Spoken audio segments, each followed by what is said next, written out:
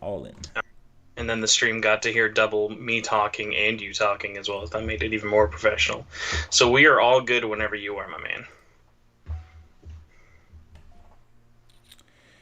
What's up, everyone? David here. Welcome to Shin Megami Tensei Network, episode 196. And joining me today, we have Spencer. How are you doing, sir? David, I'm doing so well, and can I just tell you, it is so weird hearing anybody else intro the show, but I take so much pleasure from it. Also, hello everybody, and welcome to the Demon Appreciation Podcast, episode 7. Don't know why I had to stumble on that one. You had the harder number than me, so that's more embarrassing for me. David, I have to ask, do you know why I actually don't use episodes and I say links? Oh boy, no, I don't. No, I don't. Why? So, in my cringy mind, and this was way back when the podcast started, it was just called the Persona Podcast, because Shin Megami Tensei didn't exist before 2013. Huh. Oh, wow, that's really funny to think. This podcast is older than SMT4 being out. That's really funny. Because I remember we actually had art commissioned for it. We had art commissioned for it that was like crossing over you and Flynn from SMT4. It's so crazy to think though, like yeah, like how much like kind of things have like changed in terms of different people and whatnot. But yeah, so we're doing a crossover episode, half because you were super nice and invited me on the DAP podcast, and the other half because it is the holiday weekend over here, if you can't tell, with Thanksgiving in the States, and I am dreadfully unprepared. And dude, I don't know about you, but it is very hard for me to want to be social or even work on the channel when I have these giant new gaming machines and 1,000,001 games. Dude, yeah, definitely. I just dropped from 2 videos a week to one because I have work, which is like the top season at the moment. So many things to do. And then I've got 2 next-gen systems. I just bought a Switch game. Completely stupid. But yeah, way too much stuff to do at the moment. Definitely. Well, I get Hyrule Warriors. What's the other Switch game? Oh, that's the one. I said I got two Okay, new sorry. systems. I thought you said I got okay, 2 systems and a Switch game. I Yeah. thought it was 2 and 2. Yep. See, like me, it was funny. I was worried about picking up Catherine, even though I know I literally don't need it, but just because it was on sale in the States. I was like, should I get it? Like maybe it'll stay there for a while. And literally now, a day after that sale went live, you cannot find a copy anywhere I live within like 300 miles. So I was like, okay, I'm glad I picked up the dumb Switch version, even though I'm probably never going to play it. Well, I haven't played mine, and I picked it up full price. Even more problematic. Well, this is just a couple of enablers, enabling not only each other by talking about video games, but enabling all of you guys listening. So if you're watching either live or pre-recorded, thank you so much for listening to the two of us. And yes, we do have a problem. We do. So, what do you want to talk about first? We have a lot of interesting topics today. Next Gen, Game Awards, Mr. Kelly, and Hyrule Warriors. I know that I've been just pretty much circle jerking the PS5 for the longest time, but I gotta be honest with you, I really want to know, not even know, because I already know a bit more than probably the listeners. I think you should tell everybody what your experience getting not only the Xbox, but how much of a Herculean effort it was for you to get the PS5, because I was following you during that journey, and man, you definitely make it look like I had it easy, which I definitely did by comparison. You see, I have a big story with the PlayStation 5 in particular because I wanted one on when was it? It was September 16, the showcase for the last one that Sony did. Yeah. Okay, so on that day I pre-ordered one and I got it right away. Everything went super well, but for personal reasons I had to cancel it. My pre-order, which was not a good move. But then I wanted one once again, and that's when I got it. I got it last week, but I pre-ordered it at launch directly. It was a mess. Like at first, I was trying to get it on Toys R Us because here in Canada we still have Toys R Us, and they said they would have pre-orders available at 9 in the morning. It was terrible. Like it crashed so hard. It was not even possible to put it in my cart. it was that bad. So yeah, definitely a terrible experience. Series X, it went well though. I was able to pre-order it on the first night that I tried at launch. But I ended up getting the PS5 on Best Buy, Canada. And then I forget. So with Microsoft, would you just pick it up Microsoft directly, or? No, Series X was Walmart. I got it from Walmart. But that's the first place that I tried, and I just got it right away. It went pretty well. So since we basically live close enough, but I feel like our shipping areas couldn't be any more different. Who's like the go-to dependable, everyone trusts Canadian like delivery option? And then at least for like big websites, who's the like, oh my god, you never want to order from them? The one that you don't want to order for them when it comes to mailing service is definitely Canada Post here.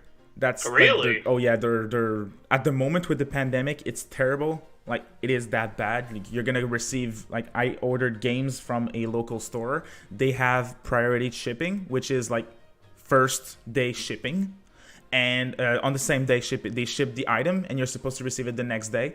And I received it 6 days after during the pandemic with them. It's that bad. Now the best carrier would probably be Purolator here. Is it similar? Well, obviously not Canada Post for you, but do you have Puro as well, right? No, I don't think we have that one, at least.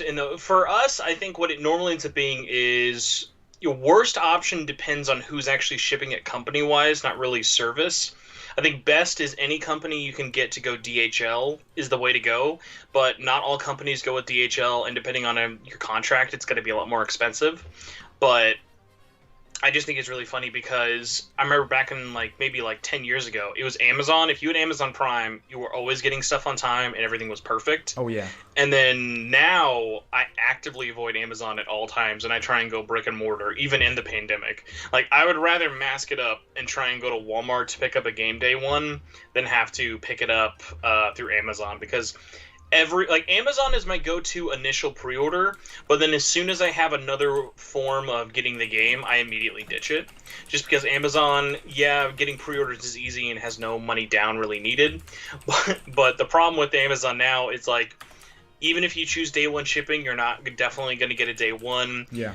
The way they ship things, I don't know if you've ever had this too much, but they'll pretty much anything they can throw in a bubble mailer, they'll throw in a bubble mailer, and that even includes collector's editions. So it's very rare to get not only games but even books messed up. I remember I got shipped I have this 500 plus page Sekiro game guide. It's this really, really nice book.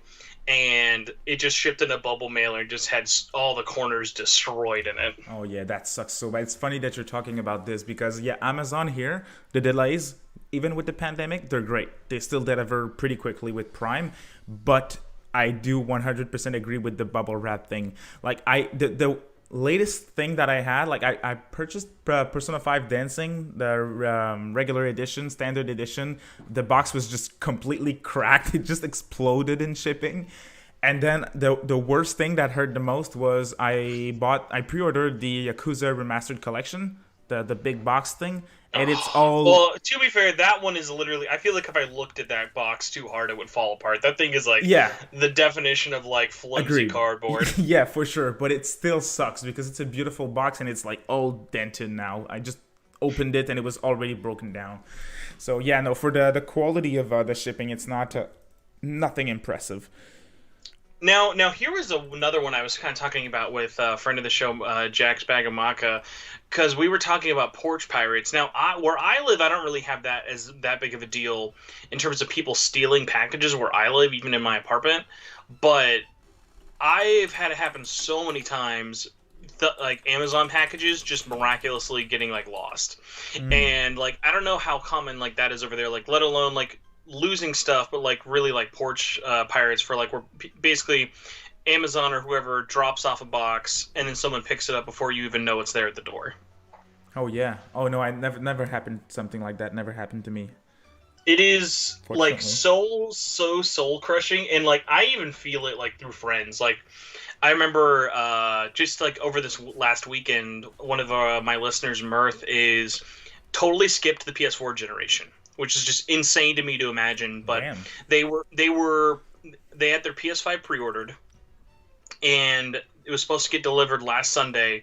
and as soon as it was shipping out on Sunday, it was lost. Like, oh, couldn't find your address. It's just lost for like, it was like 24 plus hours. Wow. Of no idea where it is. Yeah, you're gonna get your money back even if it was lost, but like just that thing of just like having to stress about that for like hours on end is just like so stressful and whatnot. Of just like, I've had that, like the most I've really had that with it. I remember that happened with my Persona 5 and 3 Dancing Collector's Edition. Mm-hmm. But even that, like, I got a copy sent back to me in like 2 days. It wasn't that big of a deal. But like, for something as big, like a $500 system Mm-hmm. that is impossible to get right now. Oh, and like, man. I don't know if you saw the article that came out, but like, Sony straight up just admitted recently in an interview, they're like, oh yeah, we're all sold out, by the way. Like, there's nothing that Sony has in stock. Yeah. And that must have sucked so bad. I mean, you're expecting your console, you can't wait to get it, and they just tell you like, "Oh, we lost it. Too bad." Oh man. But did he get it in the end? Yeah. So they ended up getting it in the mail the next day, thankfully. And it was one of those moments of like, man, I just want to see a picture of you and your PS5 so bad. Like, I had felt like I was so personally attached to the story because like. Especially like a PS5 for me is exciting, but like I still have stuff like to play with it. But like in Mirth's case, while like I felt so personally attached to it, it was just like that is going to be so amazing playing that PS5 for the first time, because just think about it. Like, it's not like with us where, oh cool, we have backwards compatibility and we can check out games that way. It was like they had never played P5. So they just get to experience Royal on the PS5 along with everything else that's new, or in the PS Plus collection. And I'm like, oh no, that's like perfect. Like, if you have, like, if somehow you had the strength of the willpower to skip a whole generation and now are going into these new ones, it's like, what a time to be alive, because like the backlog is enormous. Oh yeah, for sure, man. I mean, I had a PS4 and I'm enjoying PS4 games at the moment on my PS5. I bought that's a thing that I wanted to tell you. I bought a Series X, I bought a PS5, and the only game that I bought on the same week that I received it is a Switch game. I don't have Spider-Man. I want it. I don't have Spider-Man yet. You have one of the best PS5 launch games though with Astro, and you already platinumed it. Oh yeah, that was great. That's one game that I wanted to talk about. It was great. It was really good. I was not expecting that at all. Yeah, Astro is like one that I keep just simping for. Of like, don't sleep on Astro. No matter what game you have, make sure that is the first thing you play, and whatever you can do not spoil it. Don't watch people play it. Don't look up Easter eggs. Because the Easter eggs are great. Oh yeah, it's just like all of them made me laugh so much, and like I don't know if you got all of them, but like the fact that it has Easter eggs from big stuff like Final Fantasy or Devil May Cry is like, okay, that's cool, it's expected. Metal Gear Solid, Castlevania, I'm like, okay, it's a little more surprising. But then they even had stuff like from really obscure PlayStation 4 games that like no one knows about. Like there was one for Birthday the Beginning.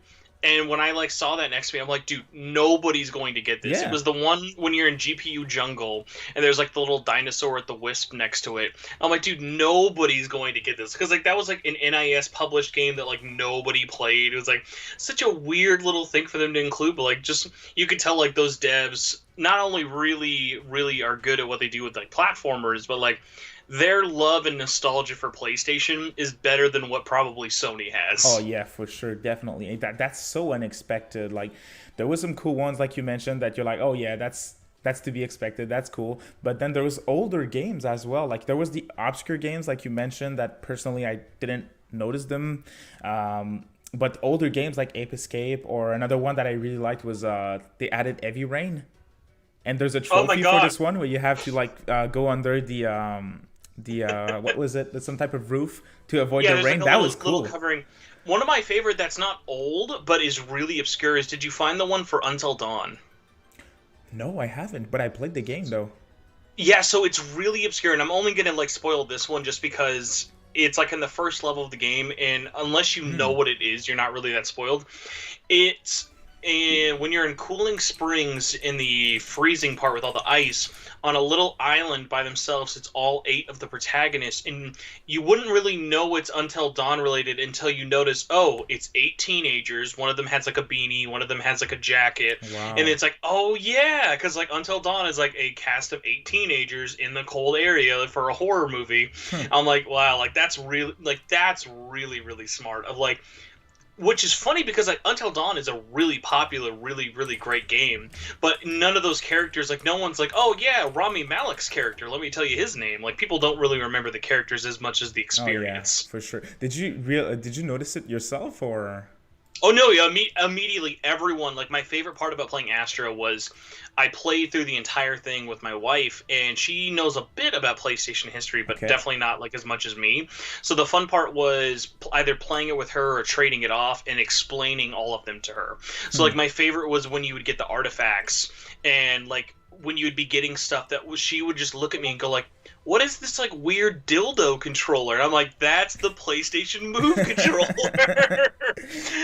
all of those little memories are like the stuff like the PSP Go or the PlayStation portable like camera and microphone. Yeah. She's like, are these real? And I'm like, yes, they are. I have owned them all. Yeah, and how cool is that? Like that place where you see everything in 3D. That's really cool, and it feels like all those the models of the PlayStation collectibles that they use, they're so beautiful, they're so well made that they're like, wow, I don't remember a PS1 looking that good. It's like all of them are yellow now, so when you see it in full HD 4K, it's like, wow, beautiful PS1. Yeah, no, I really liked it. It was just like the smartest thing that I think not enough people are talking about, of just like how Astro, it's not only it's free, not only is it there at launch, it is pre-installed. As soon as you boot up that system, Astro's just right there. Mm-hmm. And it's like, I think the more people get away from it being a tech demo, the more people will understand that it's like, Astro is just a great game. Like, it is just a great game that everyone should experience, and hopefully going in knowing as little as possible. Yeah, definitely. Oh no, that was really cool. And the reason why I played it, the game that I'm playing right now on my PS5 is Horizon Zero Dawn, because I skipped it on PS4. Please don't blame me. It's okay. It's okay. That just means you enjoyed 13 Sentinels more. Yeah, and I'm playing it at the moment. It's amazing. But I was thinking of jumping right into this one as soon as I got the console. But then I heard a lot of people saying that Astro was really good. And the biggest reason why I decided to jump into Astro first was because people were saying the DualSense. It shows everything about the DualSense, this game. And I want to hear your thoughts on the matter, because it really impressed me. This controller and the way that this game utilized it was really impressive. Yeah, like I talk about this a little bit in Gnarly's upcoming podcast, just because God forbid you find anyone else besides me on the internet to talk about PS5, but the DualSense is seriously like my favorite controller right now. It is ruined me for older games in the sense of it feels the best to play. Its responsiveness, it's just like, it feels great. It like feels like a quality controller. And then without even getting into it, but like when you add that experience of using the microphone, using the speaker, using the haptic feedbacks, and especially those triggers, like when you have a game that actually like uses the triggers in different and interesting ways, it just like makes me just think of all these things. It was like, oh my God, like I wish that PlayStation 4 games could like be patched in to add that support, but I think that's just something like Sony wants to keep into like PS5 ones, of like even just like with shooters, of like say I'm playing like Call of Duty Warzone, or if I'm playing Black Ops. Black Ops is a PS5 game, and the triggers are very, very specific to each gun, and they feel different, and it like feels really, really quality, but it's not added into Warzone yet because there's not a native version of it. So then when you're just going into it, it's like, yeah, it still works, and there's like you're sort of cutting out the middleman for it, but it just really adds to that like immersion. And one of the biggest things that like thinking about it for future stuff that gets me really excited is an easy one is like rhythm games, because I think if you start getting rhythm games that like start using those buttons and the haptics, like so you're really feeling the beat, is like, I don't know if you ever played Rez. Like, have you ever played like Rez at all? What is that? Rez is made by the guy who did Tetris Effect. It's originally a Dreamcast game, and it was a PS2 game over here. It's basically like an on-rail shooter, but like on acid and very heavy on the game vibrations. It's got a really, really awesome soundtrack and unique style. But its whole big thing was that, like, it's all about being in tune with the music and the vibrations, to the point where you actually had an ability on the PS2 version and even the PS4 version where you could hook up 8 controllers to the game, and if you put them on different body parts, you can actually feel it differently. So you'd have like 2 on your arms, 2 on your legs, 1 on your lap, and maybe like 1 you're holding and like 1 on your back. And each controller had a different beat of the music. So it was sort of like you had like a different like suit of vibrations. Like it was so into the like vibrating even back then is the thing. Like no joke, for the Dreamcast and the PS2, it just straight up sold like a vibrator as a controller because like it was just the easiest way to have a thing you can hold in your hand that has different levels of vibrations that are more intense than a DualShock. Wow. So like just like looking at stuff like this, I think rhythm games could do a really, really great job with it. But on top of that, the big one I want to see is oh my god, I'm totally blanking on it now that I was talking about the vibrator for it. What was I going to say besides that for it? Oh my gosh. Let me say one thing about the vibrations while we're at it, and if it comes back, just interrupt me. No problem. No, please do, please do. The triggers, the adaptive triggers. The one thing that I want to see is I really do love my racing games, and I can't wait to see how they're gonna make it work with a racing game. Like for say if you're driving too fast, it could start shaking in a way that feels like when you're kind of losing control. You could feel it in the triggers. It's really hard to explain, but I have my idea of how I think it could work. And that's something that I wanted to bring up because I'm playing Forza on my Series X and I'm like, wow, this controller is comfortable, but nothing more. Like it's not impressive. There's nothing on it. It's like the Switch, there's HD Rumble, which is all right, and then what Sony did with the DualSense, and we're kind of fanboying here, but I mean, Astro is, wow, honestly, the way that they showed how this controller works is so impressive. It's really impressive. Yeah, it spoils you for sure in the sense of like even other games like going into Spider-Man. Like Spider-Man, you have a little bit of pressure back with the whipping around with your web swinging, but it's not as like kind of in your face about it. But then there's other subtle ways like people aren't talking about it all, but like Demon's Souls does it really, really well, where like it does vibrations when you do like critical hits or are taking lots of damage so that you really feel it in your hands. So like stuff like that I think is going to be really fun. I'll be curious to see how RPGs handle it. Obviously we don't have, oh my gosh, okay, oddly enough, I finally remembered what I was going to say. I'm going to remember what I said before. Krillcast actually didn't remind me of what I wanted to say, but because he typed in the words Project Re-Fantasy, the other thing I was really excited about, I cannot wait to play horror, specifically Resident Evil 8. Resident Evil 8 on this thing is going to make me shit my pants. Like 100%, no doubt. Resident Evil 8 with like the DualSense at full max, that thing is going to like lead me to defecating. Oh yeah, for sure. And even I mean, horror games, I can't wait. I mean, what are they gonna do? What are they gonna do with this controller in horror games? I'm sure they're gonna find a way to like incorporate it that it's gonna freak us out. I mean, RE8 is gonna be great. When is it coming out already? I think the current rumor is first quarter, and I think it'll be smart if Capcom sticks to that like horror in the early first quarter of the year, like with RE2 and 3, and even RE7. I think January's too soon, but honestly, I think like a February or March would be really big for them. But like honestly, they are so in there, like they are so like right now, like especially with like next gen stuff, eating out of the palm of like everyone's just kind of eating out of their hands because like they haven't really stumbled at all in terms of horror for them. So that one just kind of more of a, hey, it's going to happen when it happens. The funny thing is actually talking about Re-Fantasy before, I promise we'll get into Atlas stuff. But the funny thing about Re-Fantasy, Jesus, now I'm getting all messed up with it. The funny thing is about Resident Evil 8 Village is at TGS they were actually very candid. They were like, hey, we're not actually sure if we want this to be next-gen exclusive because depending on how much everyone's going to be able to sell everything, we might want to make it multi-platform on PS4 and Xbox One. And I'm like, I get that. But especially now after getting my hands on the system, I'm like, oh my god, I can't imagine playing a toned-down version. Like, obviously, it would be very easy for them to make it work and, like, kind of scale down the visuals, which might happen.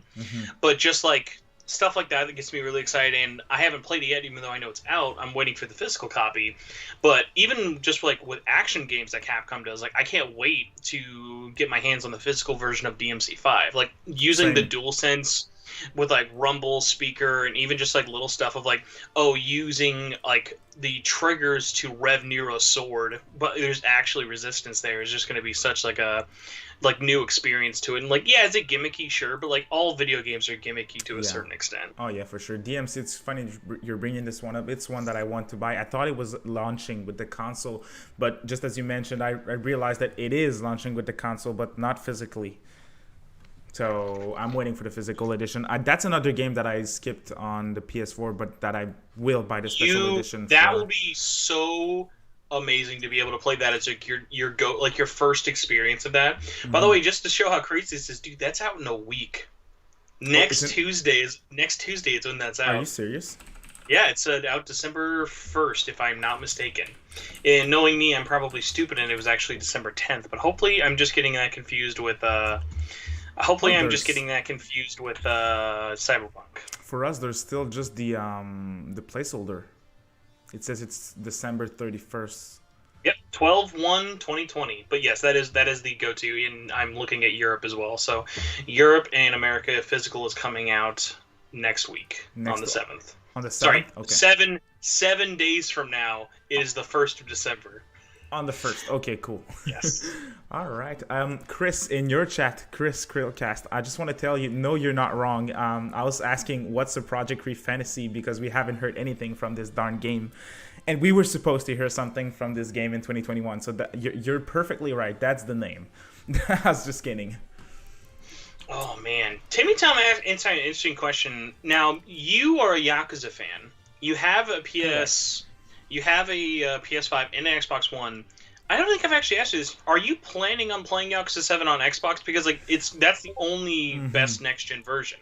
I do have a story for that as well. When I pre-ordered the Pix and Love edition that I bought, I wasn't planning on getting a Series X. So I pre-ordered the PS4 edition. But since the next-gen version is the Series X version, well, at first I would like to play it on Xbox, but there's no way that I'm going to double dip since I paid like $100 for this stupid collector's edition that I bought. So I'm going to play it on PS4, unfortunately, even if I have the Xbox. Yeah. So as someone who's played both, I at least just want to let you know, it's really, really funny. Like, it does look a little bit sharper. It does look a little bit better than the PS4 version running on a PS5.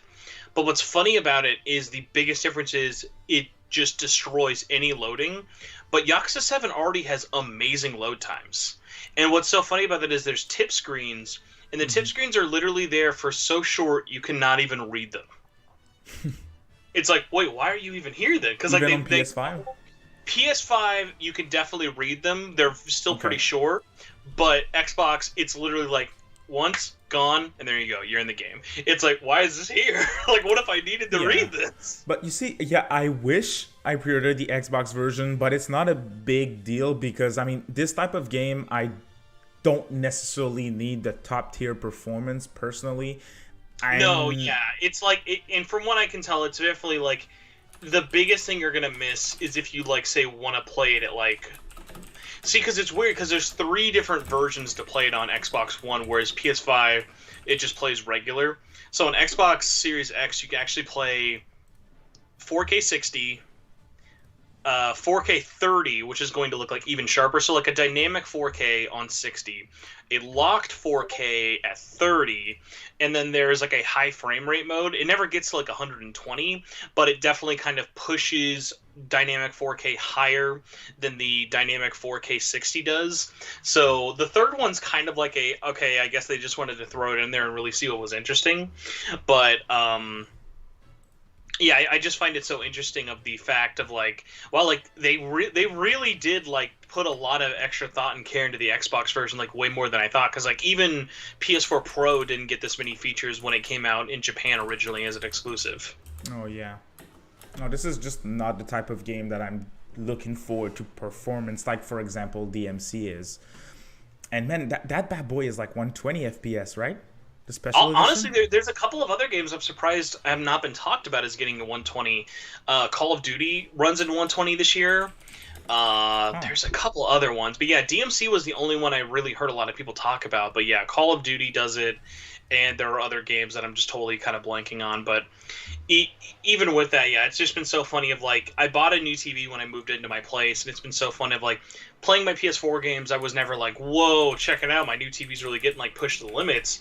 But now that I have like my PS5, and I'm sure you're sort of feeling this now with both the Xbox and the PS5, it's like, well, okay, now I see why I upgraded. Like this is why I upgraded my TV, because like it does have a noticeable difference. Oh yeah, I mean, I had a standard 1080p TV before, no HDR and nothing. It was a 2012 TV that I had, and I just replaced it because everyone was telling me like, you're stupid if you don't have the 4K HDR at this point with two new systems. I think it's actually your podcast that you had with for the PS5 initially, where you were the only one. Was it with Ozzy? I think it was with Ozzy and Oh, that was Gnarly? like the big one. Yeah, the big one with Ozzy, Yeah, that was a Gnarly, funny one. Michelle, and Greg. Yeah. Yeah, so that one I liked it, but that was the one that everyone was like, oh, if you don't have a 4K TV and you're buying next gen, it's useless. And I was like, oh man, I think I have to buy one now.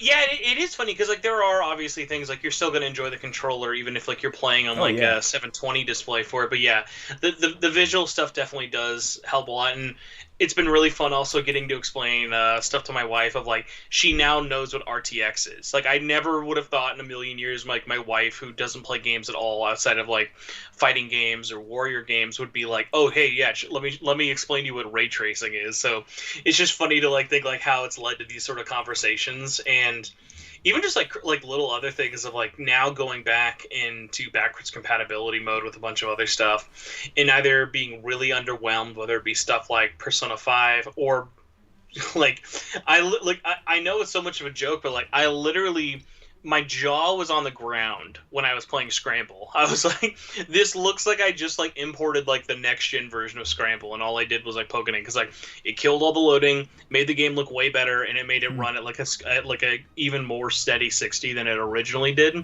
Because what was so funny was like before I had played it on PS5, I booted it back up because it had been so many months since its release, and I was like, okay, I want to check it out because I played the Age of Calamity demo, which we're going to talk about later. Yeah. And Age of Calamity, it's actually got pretty good load times, but when it does make you load, the loads are a little bit long, but there's not a lot of inner level loading. But with Scramble is a lot of inner level loading. There's a big load to start, and then there's a lot of little loads as you're going into new areas.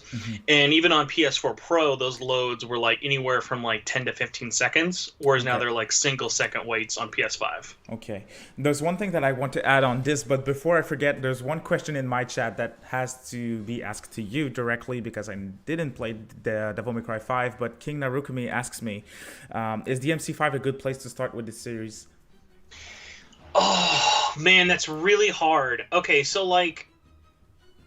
I have no clue. Okay. I only played the first game, so... So, if you just want a great action game, yeah, go in, why not? But at the same point, no matter what you're playing on, because the HD collection and DMC4, and even the reboot DMC, those are all backwards compatibility on PS4 or Xbox. Like, I would say it is worth trying the originals at least, and even if you don't want to buy it, like, maybe just check them out. Because, yes, you're going to enjoy, like, 5 is the best game of the series, hands down. But the story, even though it is hammy and really goofy, it has a lot of stuff that relies on like callbacks, and so you're gonna miss a lot of just like little things that'll really kind of add up. Whereas like, I'm sure you could like go in and enjoy the game fine for it, but like there are like so many aspects of DMC5 are the culmination of the entire series. Like it references every little thing, like even little things you wouldn't kind of expect to see. But again, if you don't want to have to really put the time into it, it is still an amazing game, an amazing soundtrack. All the characters, for the most part, white-haired guy needs to kill other white-haired guy. That's the game. Like, its story is not that deep. It's just you're going to miss a lot of callbacks. So that's, like, the harder one to recommend. Okay, fair enough. A good game overall, but you're going to enjoy it way more if you play the other games, basically. Also, going back to Narukami, he does ask, is 120 that much more noticeable to 60? So 60 to 30 is really noticeable. And depending on the title, it might kind of be like, is it really worth it? Because I know I went back and forth with Spider-Man a lot. 60 to 120 is nice, but it's not a deal breaker. It's like it's a cool improvement, but it's not going to like make or break the experience. And I'd say that one's way more your mileage may vary. And like he says, he only has a TV that does 60 hertz. You're not missing out. Like no one's going to be playing the 120 version and be like, oh my god, this is the best way to play it. Like I'd say the only people who are really ride or die 120 plus frames is usually like multiplayer first person shooter games. Mm-hmm. And even that, like I've played so many compromised first person shooters, like a FPS in 120 doesn't really do for much as me as like say a character action game. That's why like I kind of wish stuff like Spider-Man had like crazy frame rates, or even like Persona 5 Scramble. Like I genuinely believe if Scramble comes to next gen, like as an official next gen port, that it's going to have a 4K and 120 mode, because Koei Tecmo's already announced. I don't know if you saw, they announced that they are bringing Neo 1 and 2 to PS5 as native versions. And as soon as I heard that, I was like, oh my god, just imagine if Scramble had a 120 mode. Like, that would be perfect. Just, like, increase the number of enemies on screen by, like, 2 or 3. Make the, like, everything just crazy fast. Make, like, no loading screens. Like, there's so many little things they could do to that game that would just be amazing. Oh, yeah, for sure. But Atlas not going to go back. They won't. See, I think that Scramble has a good chance of getting a next-gen port. Just because it's been so long, and the amount of work needed to make a next-gen port would be very, very little in comparison, even if they don't want to add in any new... even if they don't want to add in any new content, if they just make it technical enhancements... I'd be fine with that. Yeah, exactly, because like, you haven't even played it running at 30 on Switch, like sub-30 on Switch. Mm-hmm. So, like, that's just one of those cases of, like, it can only help, really. Oh yeah, for sure. Announcement at the Game Awards.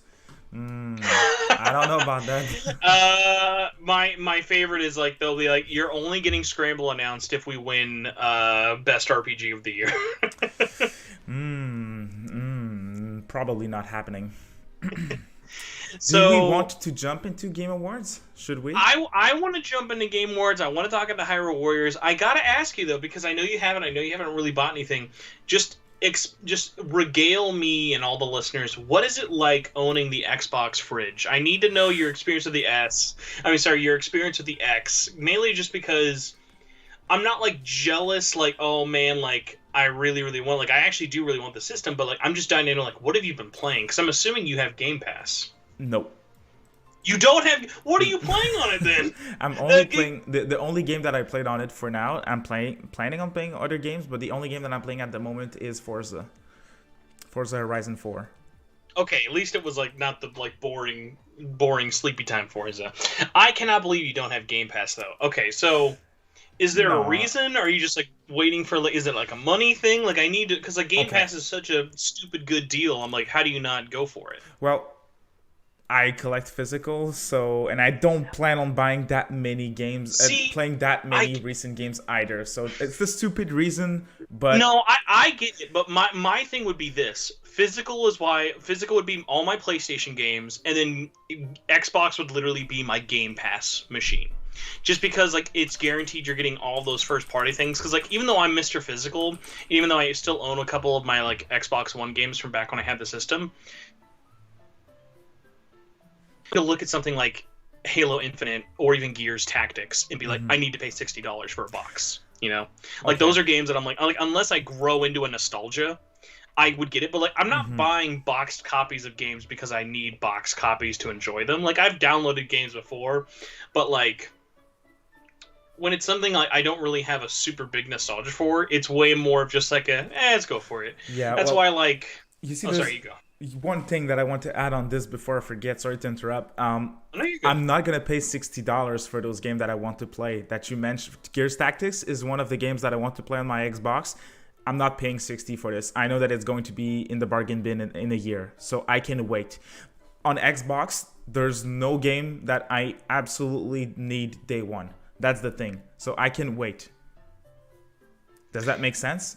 I can wait for most of those games, so I will. It definitely makes sense. But Game Pass is a phenomenal deal. I agree. I will say this though, also in the defense of Xbox, it will forever have better backwards compatibility stuff than PlayStation's ever going to have. Like just the fact alone that you can play original Xbox games on there, like that it has the original Panzer Dragoon in Orta or other stuff like that. Like it's just so crazy that like PlayStation is clearly shown with their actions, like they have no interest in trying to look back that far. Like we were lucky to get PS4 on PS5. Oh yeah, absolutely, and that's another big selling point. That was a big selling point for me as well for the Xbox. I mean, the biggest thing for me, like I still have my PS3 hooked up because I play it kind of often actually, but now I can just buy the 360 version of a game that I want to play because I can play it on my Series X and it's gonna run way better now, and I don't have. Now you have a 360 copy of Catherine, right? No, I don't. I poked you, but I don't have one either. I need you to do this for me whenever you can. Get a copy of Catherine or buy it digitally, whatever one you want to do, because Catherine is backwards compatible. I would love to see, because I know it runs 4K on Xbox One. So I wonder how much like even faster it could run or look on Xbox Series X, because like unlike PlayStation's backwards compatibility, unless like the developers have it kind of locked, it's just going to be stuck at its native resolution.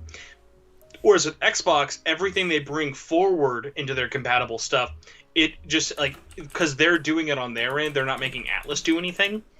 It's just like, okay, it's going to run better, it's going to have auto HDR. Like just think about it, like with the Xbox One or Xbox Series X version, that's the only way to play Catherine with HDR, even though it's like not like designed HDR. It is interesting that is something that you can only do on those systems. Oh yeah. Did you know that we're fake fans of Catherine because we don't own the Xbox copy? I like to think that at the very least, when I tweeted about this like yesterday or whatever it was, I hope that I blew some people's minds with the European cover, because for the longest time I knew people who were like the only reason I own Catherine on 360s because I wanted K Catherine cover, and it was just one of those funny things of like, I think it's so funny that Europe is the only country that was like, no, just one version gives you both. Like that's how it should have been. Like divvying up girls by system, I thought was so funny, but like just so like no one was going to buy Xbox 360 versions of Catherine even if they didn't have a 360 just for K Catherine, which I thought was so funny. Now that being said, I would have loved it. Like I would have thought it'd been so funny. Imagine if they had the foresight when Full Body came out last year to release 3 versions at the same time, and I assume it would be like this, just because I'm really evil. I know where you're going. K Catherine would be PS4, C Catherine would be Vita, and Quathrin or Ren would be Switch, because haha, you get it. And then they can have like a different covered version for each one. Then we would have to buy the 3 of them. I mean, it's better than what I'm looking at right now on my shelf. If I have those 3 versions and they all have the same boring ass cover, that's at least why. Like Japan was smart. Like Japan for the Switch version, remember they actually made a version where you could switch out art to have a different girl on the middle. So I at least thought that was kind of cool. How that was like their day one bonus as opposed to the keychain. The keychain's cool though. It's a keychain. Yeah. It's still in the plastic. Yeah, I'm saying that it's cool, but it's still in the plastic. It's not going anywhere. Okay, let's jump Game Awards because we're an hour in and we're still talking about random stuff. But it's cool, man. It's cool. Did you vote for the Game Awards? I haven't, just because I just don't really like. I know that voting like adds up to a sizable amount of it, but at the same time, I love the Game Awards. I love watching them. I love seeing who gets nominated. I love who gets winning. I don't ever put a lot of like myself into it, just to like I just can kind of see what it's like on its own. I'd be curious though. Like, so did you vote for everything? Did you vote for a couple of categories? Like, I'm like I think the discussion around it is actually more interesting for me than actually voting. Oh yeah, agreed. No, I just voted for the ones that I thought were interesting to me, like the categories where I want to see a specific game win. That's when I voted. So I skipped a bunch of them, to be honest. But this show, again, I had talks with people on the Discord before saying that you don't have to take those awards seriously because, I mean, Jump Force was nominated for best fighting game of the year. So that says a lot about who's voting. I mean, most of them are not even playing the game, so not taking this too seriously. But there's still a bunch of cool nominees this year, including 13 Sentinels in best narrative. I was just about to be really mean and just say the unfortunate truth, because I was telling people this recently. I have bad news. If you think 13 Sentinels was nominated because... if you think 13 Sentinels was nominated because a bunch of game critics looked at it and were like, oh my gosh, this story was so amazing, we better vote for it. I legitimately think that, because most people don't know this, but the Game Awards nominees are all pretty much given to by Western press. It's about like a pool of 80 different people. Mm-hmm. And I think a lot of them did this. They realized that Hades, Ghost of Tsushima, Last of Us, they realized those games are going to get nominated a lot. And they looked at recently reviewed games that had good stories tied to them or talked about. Definitely. And they were like, oh god, we have to nominate at least something that's not just like the obvious answer. Like, because I'm not even saying that in the sense of like, I love The Last of Us. Like, Last of Us is like probably like one of my game of the years. But like, what's so funny about that, it's like, I get it. It's like you don't want to just keep doing like the obvious answer. So it was probably literally everyone who voted for its fifth choice. It wasn't everyone's like first or second. Because think about it. No major site was like advocating, oh my god, did you guys hear about this? Like all the people talking about, like all the games of the years and stuff, or even people who were just talking about 13 Sentinels, it was like, oh yeah, it's really good, you should play it, but it wasn't like you were seeing like podcasts dedicated to it by like the big, like IGN wasn't doing a spoiler cast for 13 Sentinels, and God knows they never were going to. Oh, I know, but, definitely. So like, it's one of those things of 13 Sentinels is unfortunately the definition of it was an honor to be nominated, and that's about it. Oh yeah, for sure. Like, I think even people at Atlas were like, really? You sure? Oh yeah, for sure. You sure? It didn't even get stuff like best art. And now, like, I'll say this: I think it's cool that it was there. It definitely does have a unique story. It is, at least for me, and even out of those nominations, it's like far from the best narrative. Like, now, just for everyone who's curious, it's 13 Sentinels, Final Fantasy VII Remake, Ghost of Tsushima, Hades, and Last of Us. Yep. So for you, out of curiosity, because I want to know, would you pick 13 Sentinels as best narrative? Well, yes, because I only played FF7. So yes, 13 Sentinels definitely over FF7 for this category. I haven't played the other three. I want to play Ghost though at some point. Ghost is really good, especially on PS5. It's a tough one because, like, obviously, I probably sound. Oh, good, no, 100% not. It would be probably, I would actually put it like either tied or right below Ghost.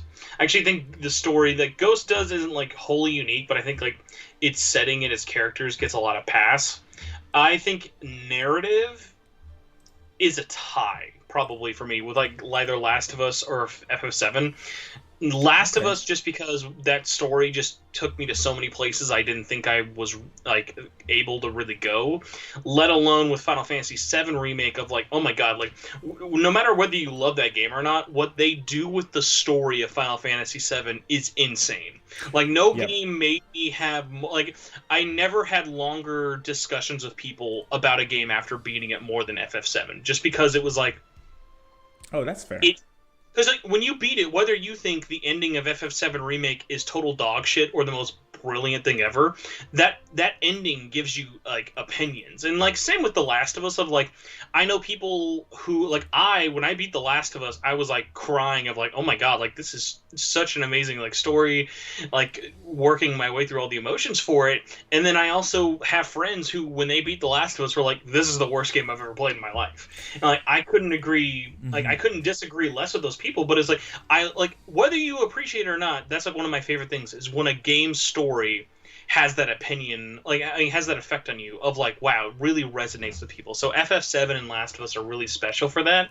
But like 13 Sentinels, nobody I know who beat that game, like that ending doesn't really give you a lot to talk about. That ending is just an ending. Yeah, that's fair. The thing is that I want to ask you about, because I have no clue, but what I keep hearing about The Last of Us Part 2 is that there's a certain part of the story that is problematic. That's the biggest complaint that I keep hearing about this game is the story. So when I saw it in this category, I was like, oh, I keep hearing that the problem with this game is the story. Can you explain to me briefly what's going on here? Because I have no clue. I just didn't enjoy the first game, so I didn't try this one. And yeah, well, that's good. Yeah, the only time I'd ever tell someone not to try Last of Us Part 2 is literally, did you hate the first one? Because the 2 is just everything about the first one, but cranked up to 11. I don't get to talk to a lot of people who hate the game in that sense of like, oh my god, this was problematic. Because like literally, the people I know who don't like the game literally just didn't like the ending. Which like I get it, it's fine. Okay. Same with like Danganronpa V3. There's like that game is not holding your hand. Like, did you beat The Last of Us 1? Oh no, yeah. The game, I don't hate it. It's just I can see the quality. I can see why people like it. It's just not for me. I just no. Click. I was here because what's so funny about Part 2 is Part 1 does the same thing. When Part 1 ends, it doesn't give you a choice. It's doing something that probably people don't agree with, but because of I think who was doing it and what was going on, that's why a lot of people are really against it. So like when Part 1 ends, its ending is very much a surprise and kind of like a darker ending. But because it was in your character's favor, I think a lot of people took away from that ending as, whoa, that's such a crazy dark ending that's really interesting. But with Part 2, without getting into spoilers, like when Part 2 ends, you're literally an empty shell. You're barely there, and it's all your fault, and you're just stuck there with nothing to reflect on all the decisions that this character made as you helped control them, but you never made any of the choices that the main characters really do in the story, and you are just stuck there looking at what happened. And guess what? Unlike the ending of the first Last of Us, your character did something you probably wouldn't have done, and they just have to live with those decisions. Now, I took that as like, wow, that's like really, really powerful. Like not a lot of games do that. And I think like that was really great. But then there's also a lot of people who kind of, whether they feel justified or want to express something because they couldn't get the ending they felt like had been set up for them or had been deserved, they then feel like it kind of taints the whole experience, which I've never really got. I love talking to people about The Last of Us Part 2, but I just don't ever really get that chance, unfortunately. Like, I would love nothing more. And like, by the way, just wait. When Game of the Year talk comes up, like unless something really snaps, like I'm very surprised with how much I'm loving Hyrule Warriors, Yakuza, and even Demon Souls. I don't know if they're going to surpass Last of Us. So, like, right now, Last of Us is still my Game of the Year nomination, personally. But, it was just so funny because I remember when the game came out and I would tweet people about it, they'd be like, oh my god, like, how could you love this game? Because, like, according to Twitter, if you love this game, you're the biggest soy boy simp of all time and you white knight everybody. But, like, when you actually have the discussion about it, which, like, you don't really get that often, it's just so funny of, like, just like talk about it, because whether you hate Last of Us or not, there are so many cool discussions to be had there. And like I said, I love talking to my friends who aren't the biggest fans of it, but even they can still say like, yeah, well, the gameplay was sweet, and like, oh my god, it was gorgeous, and the music was amazing. Like, so I think like once you like take that kind of bias out of your head in terms of like, this game didn't do everything I wanted it to, because like it's pretty much like the definition of a not safe sequel.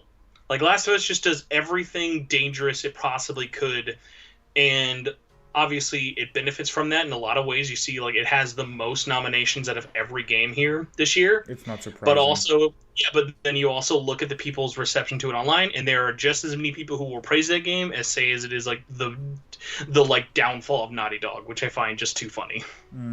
Okay, that's fair. So, for now, still your Game of the Year, and it's probably gonna keep that place for. I gotta do a lot of I gotta do a lot of thinking though. I still haven't beaten Ghost of Tsushima. I don't think that would beat it, but also remember, Game of the Year is not Story of the Year. It is like overall.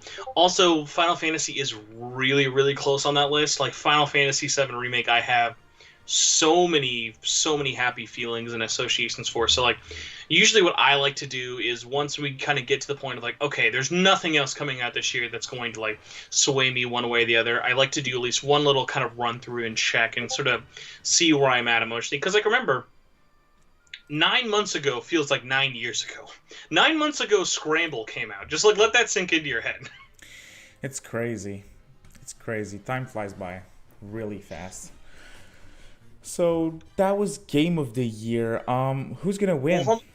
Yeah, no, that's the thing that I wanted to ask you. So for you, now at least if we're talking Game of the Year nominations, I gotta say I was surprised Doom was nominated. I think that was kind of a gimme where people were just like, let's give it to Doom, I guess. Yeah, I agree. It goes Doom, FF7, Ghost of Tsushima, Hades, Animal Crossing, and Last of Us. So what I want to ask you, not what's your Game of the Year first, is who do you think is going to win this for the Game Awards? Looking at the winners from the last few years, because I've been watching those events, and the way that they pick the winners, I think Animal Crossing is gonna get it for the impact that it had, and the number of players, and how, like, I have a hard time saying what I want to say here, but everyone talked about this game, and the fact that it released during a worldwide pandemic definitely helped. And for all those reasons and the positive impact that it had on people during this time, I think they're going to give it to Animal Crossing. But if it's not Animal Crossing, it's The Last of Us Part 2. So you kind of got to where I'm thinking of in reverse. So I think it's going to be like last year. If you remember last year, everyone was like, oh my god, is it going to be... Oh my gosh, now I'm trying to remember like what the big games of last year were. Last year was still weird. Sekiro 1? I know Sekiro 1, but I remember it was like a tie between a bunch of other games. People were like, oh, could it be this, or this? I don't remember. And Sekiro was like everyone's last pick to win, but because the votes were all so split, that's why Sekiro won. And I think Animal Crossing is going to be the same way. I think people are going to be really vocal for Final Fantasy. People are going to be really vocal for Last of Us. And then the silent majority of Animal Crossing is just going to come over and just wave everything over. That's a good prediction. You see, last year, because I'm curious now, last year Game of the Year was Control, Sekiro, Death Stranding. Oh, Death Stranding. Okay. Yeah. RE2, Smash Ultimate, and The Outer Worlds. Okay. Yeah, the big two. Everyone was like, okay, it's split between this. Death Stranding was Death Stranding and Control, and maybe a little bit RE2. But yeah, because of how split, like out of all of those, really the only one that's kind of an outlier is like, to me, Outer Worlds. Like I could have seen it going to any of the other 5, even Smash Brothers. But because Sekiro is just kind of that neutral, popular game, that's then why it's like, oh, okay. Like even going back and looking at 2018 Game of the Year choices, like like this is crazy. The 2018 ones, it was like Celeste, Spider-Man 18, God of War, Red Dead, Monster Hunter World, Assassin's Creed Odyssey. Like, those games are all so different. Yep. And God of War 1, of course. As which was fair. Yep, definitely. Now, the other categories that are interesting, like we talked about narrative, art direction, score, music. What about music? Doom. Final Fantasy VII Remake, 80s. It's always the same games this year. 80s, Ori and the Will of the Wisps. This year was definitely one of those ones of like you're going to see a lot of the same because there were so many big games, but then at the same time the games that were big ticked so many boxes, you know? Yeah. What I got to ask for you is hold on. I'm trying to think of something else. No, the one I wanted to ask you before we actually get into music. So for you, what is right now, like as it is, your go-to, like what is best game of the year for David? 13 Sentinels this year. Personally, that's the game that I enjoyed the most. Do you think anything has the chance of surpassing it? Maybe Yakuza. Maybe, I don't know. I have to play it, but from what I see, you need to sink another 70 hours into it, then you'll be good. Yep. Because for now, but there was so many great games this year. I played Tokyo Mirage Sessions for the first time. I really liked it. Xenoblade, FF7. What else did I play this year? Well, of course, did you play RE3? Sentinels. No, I haven't. Oh man, what else released really this good. Year? So that was one of the funny things I was talking about on Yarley's podcast is Gnarly had the audacity to say this to my face. He said, "I don't know, dude. I think this year just was really bad. Like, there weren't a lot of like games that like there weren't a lot like his words exactly were like there weren't a lot of good games that came out." And what I did is I opened up the release calendar of all games coming in 2020, and I think for like 5 minutes straight, I just list off games that came out, like whether you think they're good or not. Like 2020 is undoubtedly an insane year for video games. Like we had a sequel to Deadly Premonitions come out, a remake to Resident Evil 3 and Final Fantasy 7. My God, my wife just scared the fucking life out of me. Oh my God, I actually I just fucking got murdered. Oh my God. That reaction was golden, though. Ooh, thank God there's no video this time. Thank you for the water. Okay, but yeah, like so for me at least, 2020 is easily going to go down as like one of the best like game years ever. Because like even think about it like this: we had 2 new consoles launched this year, and there's not a bad launch lineup between even both. Like, say what you will about Xbox's exclusives, like these systems launched with a new Assassin's Creed, a brand new Watch Dogs, a new Demon Souls remake, a new Spider-Man game, a new Sackboy game, like Astro, like a new Tetris Effect, like add-on and something. Like there wasn't like even if you just bought Xbox, like yeah, take out the argument of like okay if there's no exclusives, whatever, like. Yakuza 7 was a launch game. Like that's like such like a great thing to like just kind of launch with. Like a pretty well received Call of Duty was like launched at the same time. Like no matter what you bought console wise, there was a ton of stuff to already play on there without even getting into backwards compatibility. And you're saying this to the guy who bought 2 consoles and no games with them. Well, yeah, but like even you right now, you're not sitting there going like, what am I going to play on these things? Oh no, bruh, no, I have the biggest backlog here. I mean, I just this weekend I bought God of War. I bought a bunch of Xbox games that I plan on playing backwards compatible, like some random stuff like Final Fantasy Type O HD that I bought on Xbox One for $5.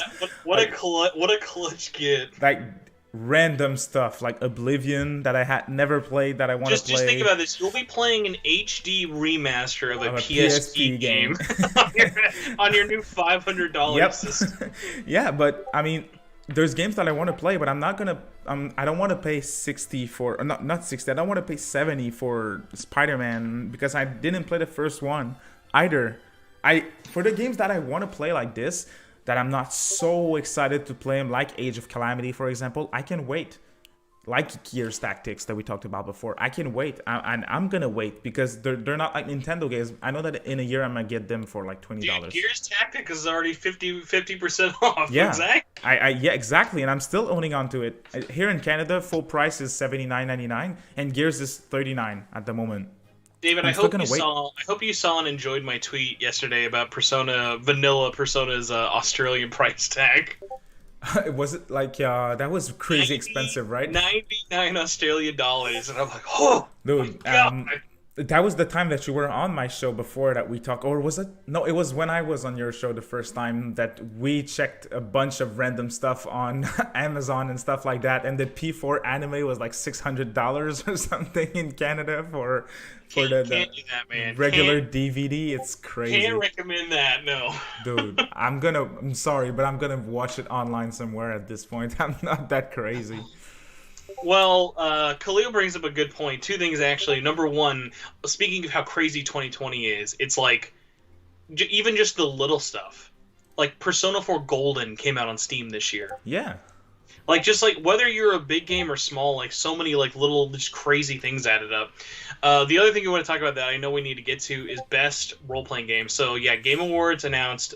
The nominees are FF7 Remake, Genshin Impact, P5R, Wasteland 3, and Yakuza 7. So, like, pretty bog standard list. My big thing is this. I get why the nominees are there. I personally think Xenoblade got super duper snubbed. Yep. Especially because the argument anyone might have for why you don't nominate Xenoblade is literally, well, Xenoblade is everything that P5R adds onto the original. But what's so funny about it is, like, this is a weird one. Like, I think the obvious answer is FF7's going to win, and that is my choice out of everything I've played. But I gotta be honest, dude, and I know you haven't played it. The more I play Yakuza 7, the more that I'm just like, God, this is a great video game. Like, Yakuza 7 is just so much fun and such an interesting game. And I even had this discussion with my wife yesterday of, like, we were playing it and just, like, in a homeless camp, and there was this, like, really interesting, like, cutscene going on. And I was, like, talking to her, I was like, how refreshing is it that I'm playing a JRPG and there hasn't been a single Japanese high schooler? Yep. Like, and she agreed, and she's like, yeah, like, it gets pretty boring after a while, because you just see that trope over and over and over. Because, like, I think one of our biggest complaints, like, we'll give Megaten a lot, or even just Atlas games in general, it's like, we get it. You like Tokyo, and you like them all being teenagers. Yeah. But, like, look at Yakuza 7. It's Xenoblade. It's, well, specifically at least Yakuza, just because I think that one is so non-tropey, which is funny because of how many tropes it does in other weird ways. But, like, Yakuza, your main protagonist, Ichiban, is over 40 years old. That's like, crazy. It is a dude who spent 18 plus years in prison, and he is a charismatic, like, Goku type of just, like, he doesn't let things get him down too easy. He's just got, like, what's so funny is, like, and even without even going into the other characters, like, the cast of Yakuza 7 is just so wholesome and likable. And even if they're not, like, happy-go-lucky like Ichiban, they all have so many different unique aspects to them that it's just like, wow. Yeah. Like, if this really keeps up, I wouldn't be surprised if at least the story and setting, because, like, Yakuza 7's a weird case of, like, everyone I've heard who's beaten it, this even goes back to the Japanese version, its story is amazing. Like, it just continues and goes in really, really interesting places. The place where it might kind of let you down is, depending on how you play, the ending gets really, really grindy. So I'm not sure if that's going to actually affect my opinion of it too much by the end, especially because of how long of a game it is. But, like, man, I cannot tell you how much I would love to finish this year and say that Yakuza 7 is a better RPG than Persona 5. Like, that would make me feel so happy and vindicated of, like, look at this game. It is made by the same fucking publisher. It does all the things that everyone always wants. It looks better. Like, I don't think it is controversial to say that, like, at least, like, for me personally, if I'm looking at Persona 5 Royal, even with all of its presentational, like, who's its and what's it, I think that as a just base game to look at right now, Yakuza 7 looks more fun and looks better. Like, even just, like, obviously, just, resolution-wise, I think even, like, there's no question there. Yeah, for sure. But, I mean, it's the art direction, I feel like, will distinguish Persona 5 and will maybe put it higher on most people's list because of the art direction. It's when you look at Persona 5 and the menus and all of that, there's the wow factor here. When you look at Yakuza Like a Dragon, yeah, it looks great in general, but there's not that wow unique factor that you find in P5, I think, personally. That is true, and also, and I think that's one of the benefits that FF7 has of it's actually doing both. It has a overly kind of anime look to it, but Final Fantasy VII is gorgeous. It is sickeningly pretty. Like, this game is just, like, so great. Like, as long as you're not looking at Cloud's apartment door, it is, like, one of the prettiest games I've ever seen. That door. Oh yeah, no, it's beautiful, and I played it on my base PS4, and it's really beautiful. It's very impressive. Those characters are so iconic as well that when you see them with those graphics, it's like, wow, crazy. So before we finish talking about Game Awards, I gotta ask you, what is your current game of the year for RPG? Well, you see, yeah, Xenoblade got snubbed. Well, no, this is not even going with the nominees. This is just personal David pick RPG of the year.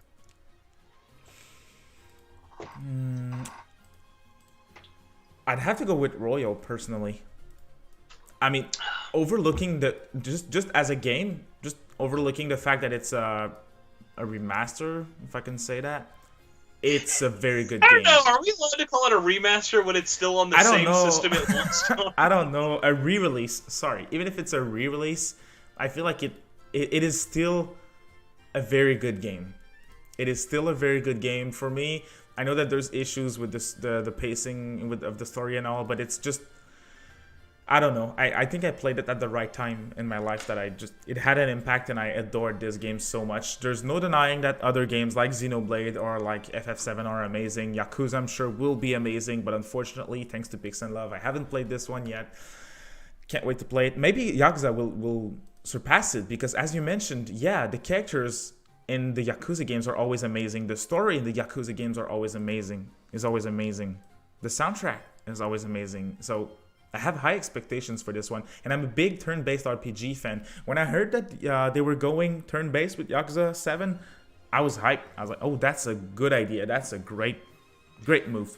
So I am really, really excited to get more friends playing Yakuza, just so I can like actually talk about it more on the podcast. Of just like, I really want to get into what makes the RPG nature of this game just so good, because as an RPG, it's so funny that like originally like the joke was people looking at it and being like, oh, they made Persona 5 into Yakuza or whatever, but like its RPG system is like a love letter to 90s RPGs specifically, that like it's like it is so few Persona comparisons in its actual gameplay that it's like almost hilarious. Of like, it takes more from Paper Mario or Super Mario RPG than anything Persona.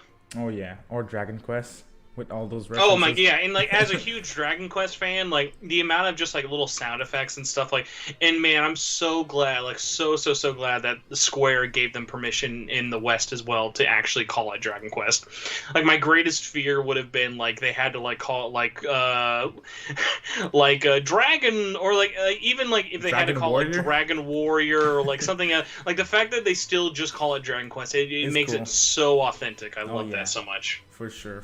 No, I can't wait to play this one. I feel like, yeah, it might surpass it. What's yours, though? RPG. It's tough. It's probably FF7.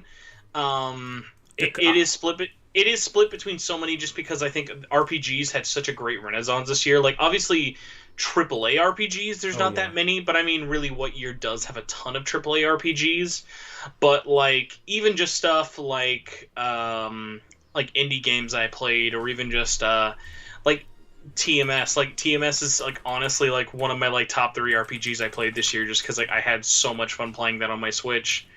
But yeah, Final Fantasy is just going to be really, really hard to draw. But man, speaking of playing on my Switch, I've got to talk to you, because I have not had anyone else to talk to besides my wife about this.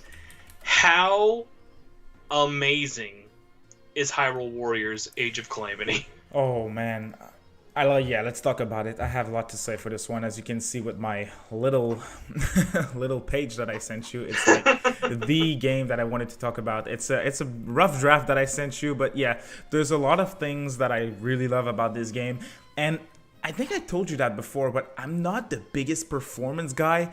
But for real, this one, it's weird. I don't get it. Like in certain missions, you get as many enemies as in other missions, but in mission A, it's running perfectly fine, or at least it's still enjoyable. And then you play mission B with as many enemies on screen, and it drops to like freaking 2 frames a second. It's crazy. I don't understand. I need someone to explain to me what's going on, because it's like the same field, same number of enemies, but in one mission it's lagging and not in the other one. I don't get it. Okay, so David, I'm your go-to guy. I'm ready to help you with this. So, please do. For starters, I need to know. This. How are you playing it? Are you primarily playing docked or portable? I'd say 50-50 for now. Okay, so the big one is this, and also actually another question before I go too much into it. How much of the demo did you play? I completed it. Did you notice that there was a day 1 patch when the full game came out? I haven't. So the day 1 patch dramatically improved the frame rate. Okay. And just performance in general. Basically, it added a lot more pop-in to keep number of enemies on screen without really tanking it. So as someone who, I have played as much of this game co-op as I have solo, and playing this co-op, whether you're in portable or docked is severely going to like drop your frames. And also, we're coming in this weird position of we've been now playing on these new next-gen systems, which are almost always like locked to 60 or so, or looking at 4K, and now we're playing these games that are like 1080, barely handling 30. So it is a very jarring difference, but I have to say, for what it's accomplishing, I'm amazed that actually going back and forth from PlayStation 5 to Age of Calamity is holding up so well. But so the inconsistencies you're talking about mostly have to come from two factors. The largest one is what map you're on. So if you're actually going through like one of the main major maps where it has like, because I don't know if you've like really noticed, but like compared to other Warriors games, when you're doing a main map, like even like that first mission in Hyrule Field, those are enormous maps. Like Dynasty Warrior maps are usually pretty large, but there are a lot of narrow hallways and corridors, whereas Age of Calamity's maps, they are crazy large, and even when they're kind of narrow, they are still like way more wide open than you're ever used to with other Warriors type games. So the map will definitely depend. When you're doing a main mission, you're gonna see a lot more chugging because it just has this enormous map loaded in. Now, then compared to, like you're saying, if you're doing a side mission or like one of your challenges for like, oh, I want to learn a new one-handed weapon move or a spear move, those maps are a lot more smaller, a lot more contained, and always kind of keep to that locked 30 a lot more and look smooth.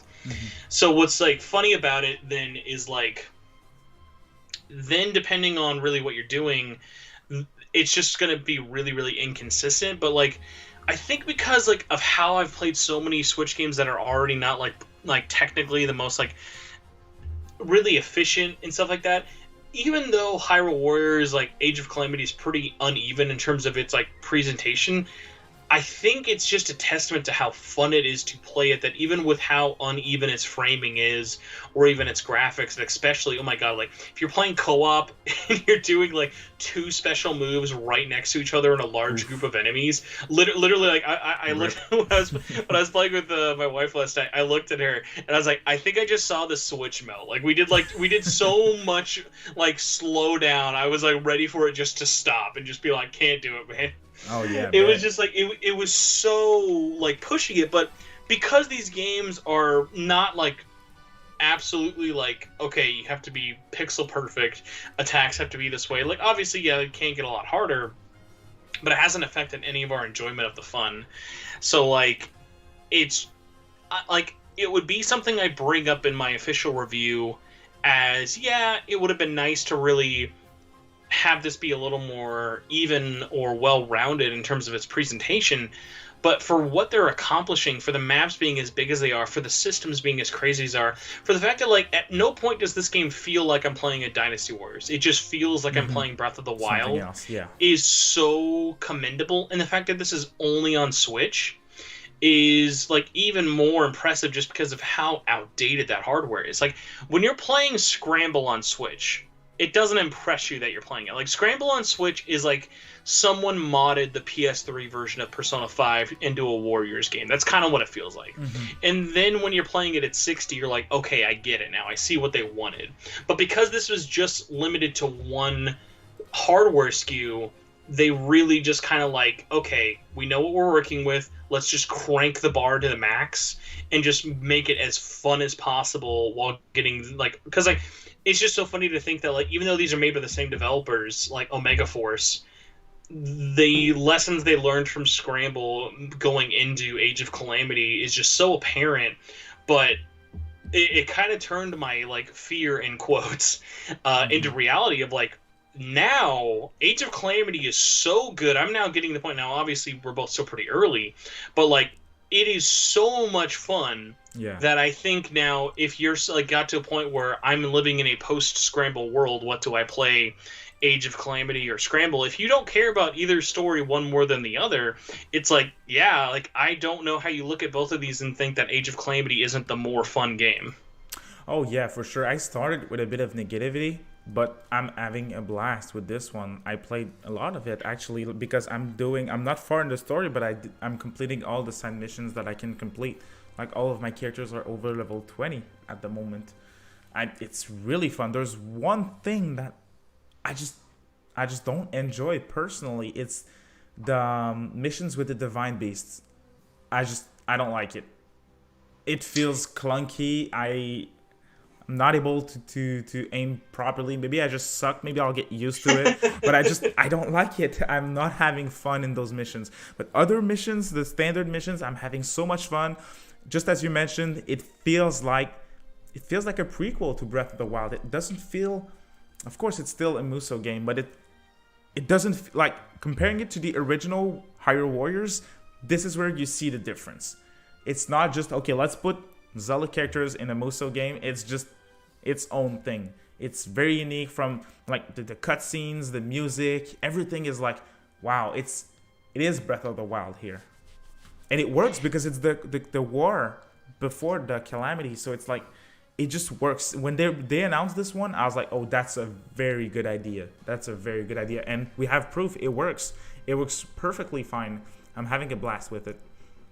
So, with the Divine Beasts, I can't really defend them too much. Like, for me, I love it. It's like, it is junk food, the level. Like, playing them, the character models are basically, like, super, super tiny little pixels, but, like, they're just tiny little 2 to 5 minute levels of you just walk forward, do a couple of super attacks, and just devastate everything in your way. Mm-hmm. And I think from a level of fun, your mileage is definitely going to vary. It's very gimmicky. It's not meant to be challenging.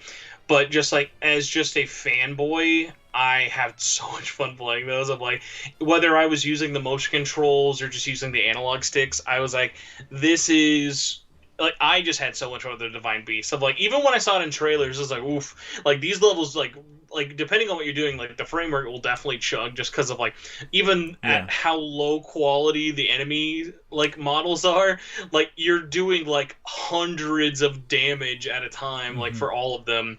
And I remember just, when you do, like, your super beam with any of them, and if you actually save up enough enemies and just literally wipe out 1,000 in a move, it was just so stupid, like, just mindless fun for me. Just like, this is like what I want. Like, because with the Divine Beast like that, like, they had hyped them up for so long, you kind of like, anything less than stupid, crazy, overpowerful would almost be at a disservice to what those Divine Beasts were like hyped up to be. Yeah, that's fair. It's just, I don't know, it's the way that you control them and the purpose of the missions that I'm like, I don't know, feels unnecessary to me. But that's probably a controversial opinion. I haven't talked to many people who played it for now. The one thing that I heard, though, is that it's, and I don't know if you've been spoiled or anything. I haven't, so let's not jump into spoilers if we have. No, I am very much covering my ears in terms of like, I don't even know the full roster of this. Like, okay. I don't want to have any of that even spoiled. No, same. So for now, I'm spoilers free, and I'm not gonna spoil anything. But I heard that the ending for this game was not that great from a certain number of people, actually. I don't know why, though. I think that one's also really, really subjective. I mean, I know just as many people who say they like the ending of P5 as, like, I think, like, I've had somebody on Twitter. Someone was like, the ending of Persona 5 is, like, literally, like, an insult to, like, cognitive reason and liking it. Like, it, like, makes me worry about you. It's like, man, that's so true, because, like, I'll never forget the first time I beat P5. I was like, people like this game? Like, P5's vanilla original ending to me was so bad that, like, if I didn't have Royal to immediately start playing, I would have been like, dude, what, like, what brain-eating disease did people have for the last 3 years? Like, why do people like the ending of, like, vanilla? It's so strange to me. Mm-hmm. Well, I told you before, there's issues there. It's still a good game, but there's issues for real. And also, I mean, like, I think it's also one of those things of, like, the people who have kind of played it are also definitely, like, either rushing to the ending or, like, have been trying to, like, play it for review. So probably. I think also the mileage may vary for that. Like, I know just me people who think the story in Breath of the Wild sucks as people who love it. Because it is one of those things of, like, the way that even both use story. Like, even look at Age of Calamity. Age of Calamity's story, it's not explaining to you who the Guardians are. It's not explaining to you that Zelda is really... Like, it does a little bit, but, like, even Age of Calamity... If you want to understand the story, you still need to go in there with the knowledge you have done with all of, not only the original Breath of the Wild, but even the DLC story. Mm-hmm. Yeah, for sure. For sure. But personally, for me, even in the, just going back to the Divine Beasts, even in the original game in Breath of the Wild, I felt like they weren't that special. Like, I would have preferred regular dungeons, and I enjoyed the shrines more than the Divine Beasts, sorry. But that's just me.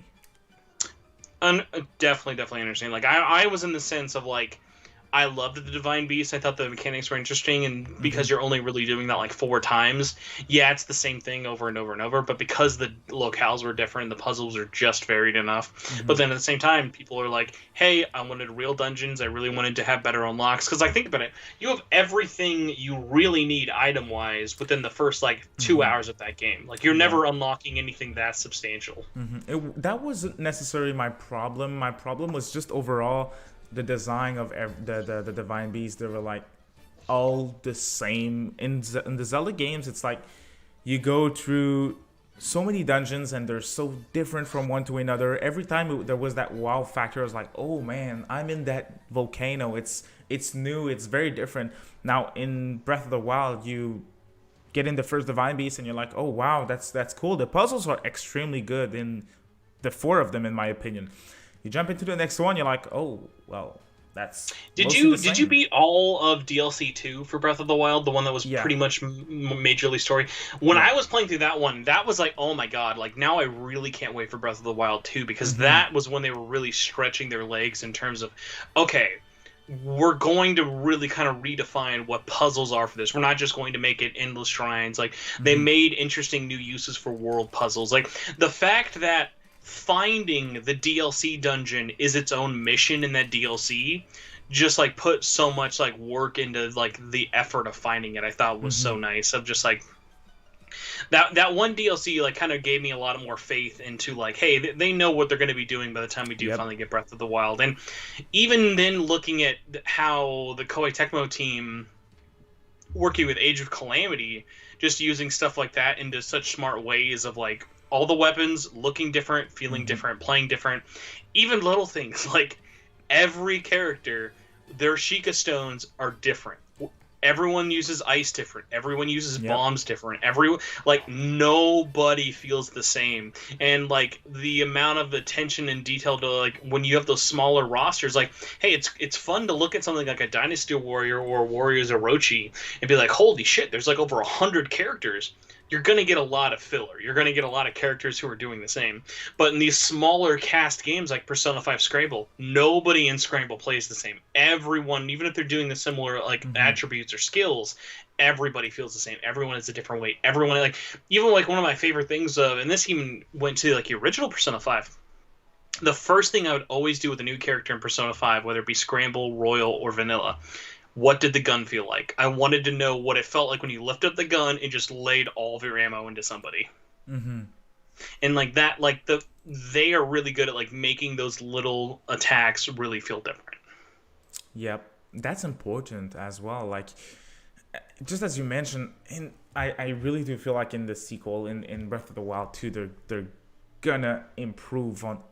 They're just gonna keep everything that made the first one great and improve on everything else. I'm sure that we're gonna get more story sequences like we wanted in the first game, and it worked for the first game. I'm not complaining; it worked. But the second game has so much potential, Kilimo brings up a great thing I have to say in Scramble. Kilimo says, I really want to play as Makoto in Scramble.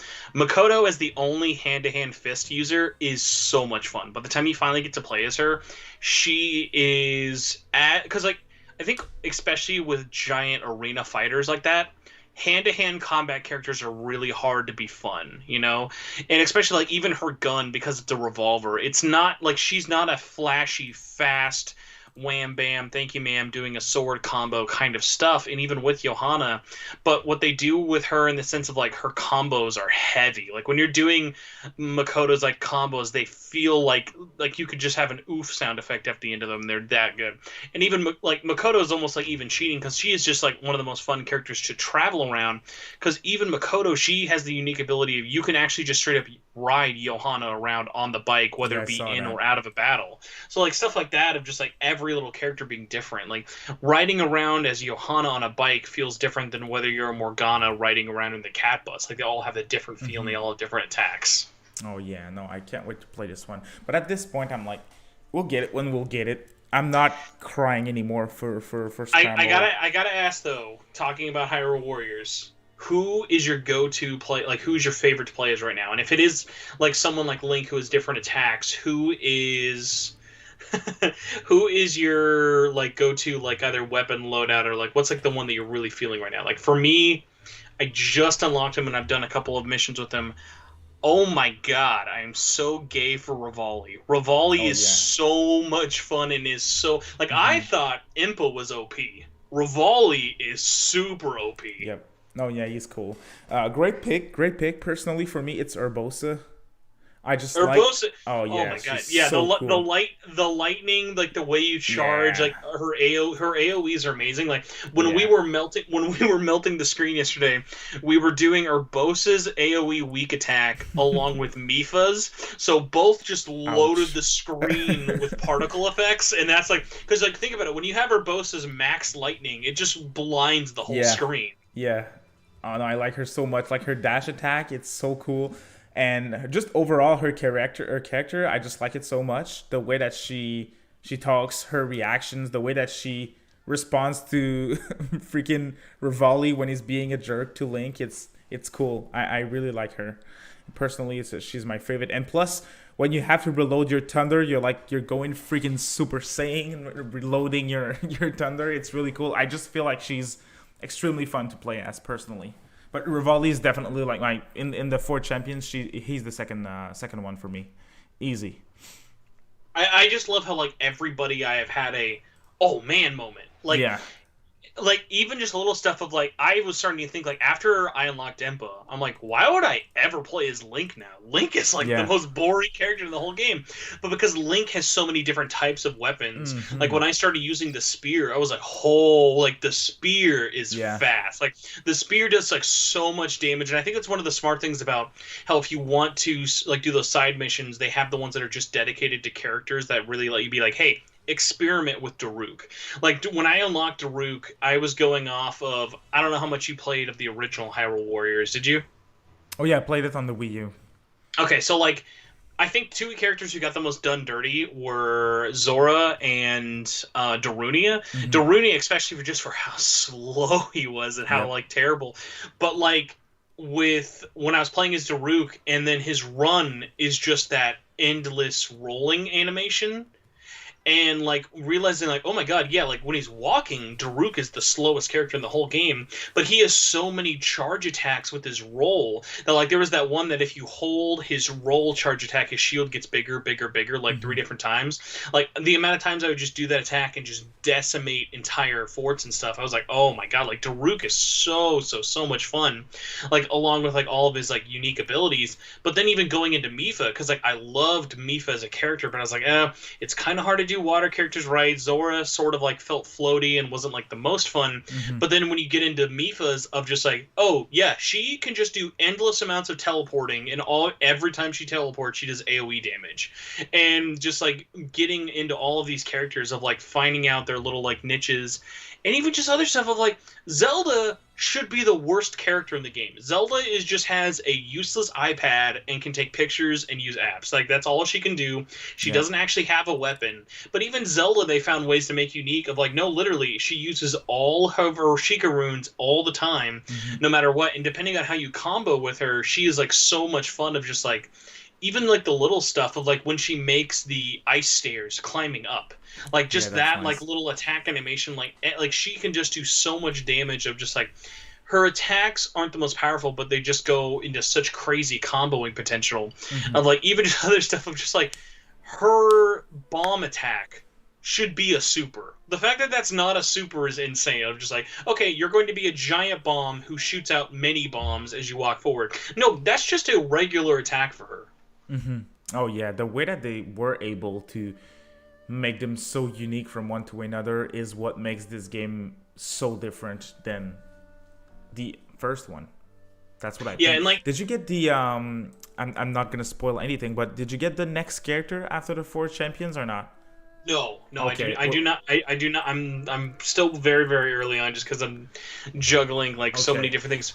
But I You have to won't say, predict who it is, but you'll enjoy it. Let me just say that you'll enjoy him definitely. I I have to say that now Nintendo has two tough challenges after coming off of AOC. Number one, holy crap, the music is so good. Like Breath of the Mm, Wild was very subtle and yep. subdued with his music. Wow. Like, and obviously I shouldn't be like, people shouldn't be that surprised. Like, I even like said this, that Koei Tecmo just is best in the biz for like high action like music and stuff.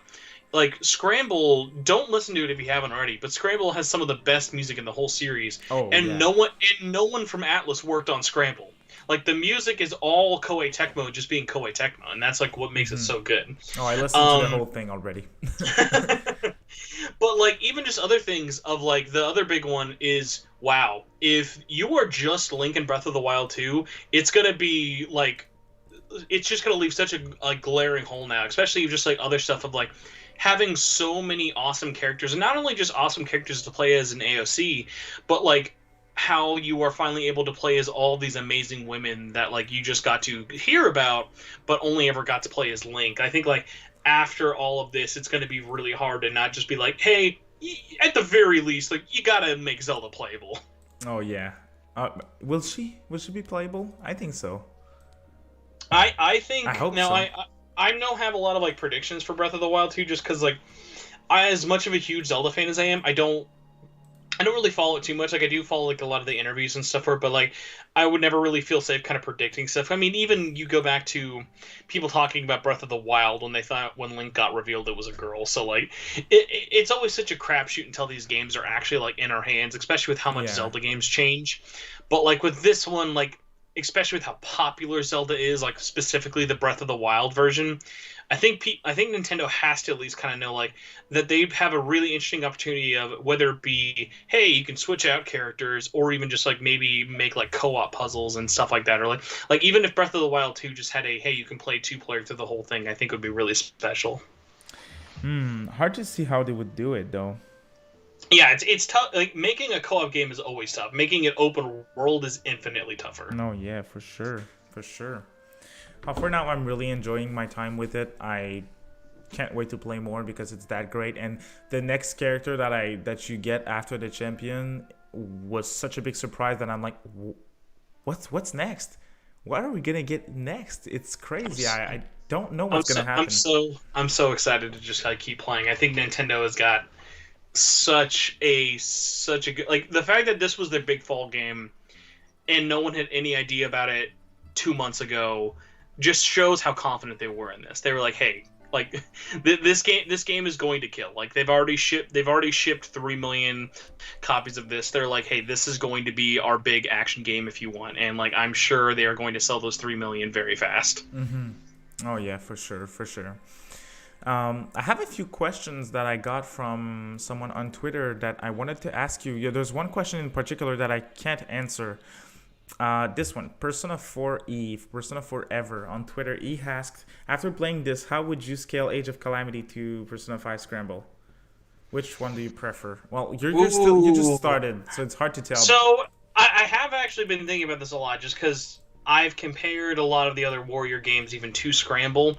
Right now, Age of Calamity definitely makes a better start in terms of its just overall layout, because when you're playing Scramble, it's very linear. Yes, there are lots of side quests and requests that you can do, but like when the more I keep playing and the more I'm doing everything on the map, like that world map as just being your hub of all of your missions, gameplay, shops, and collectibles is so smart, and just it is so satisfying just seeing things get either ticked off, like looking for certain items. Like everything about that map I think is so much more satisfying than the RV.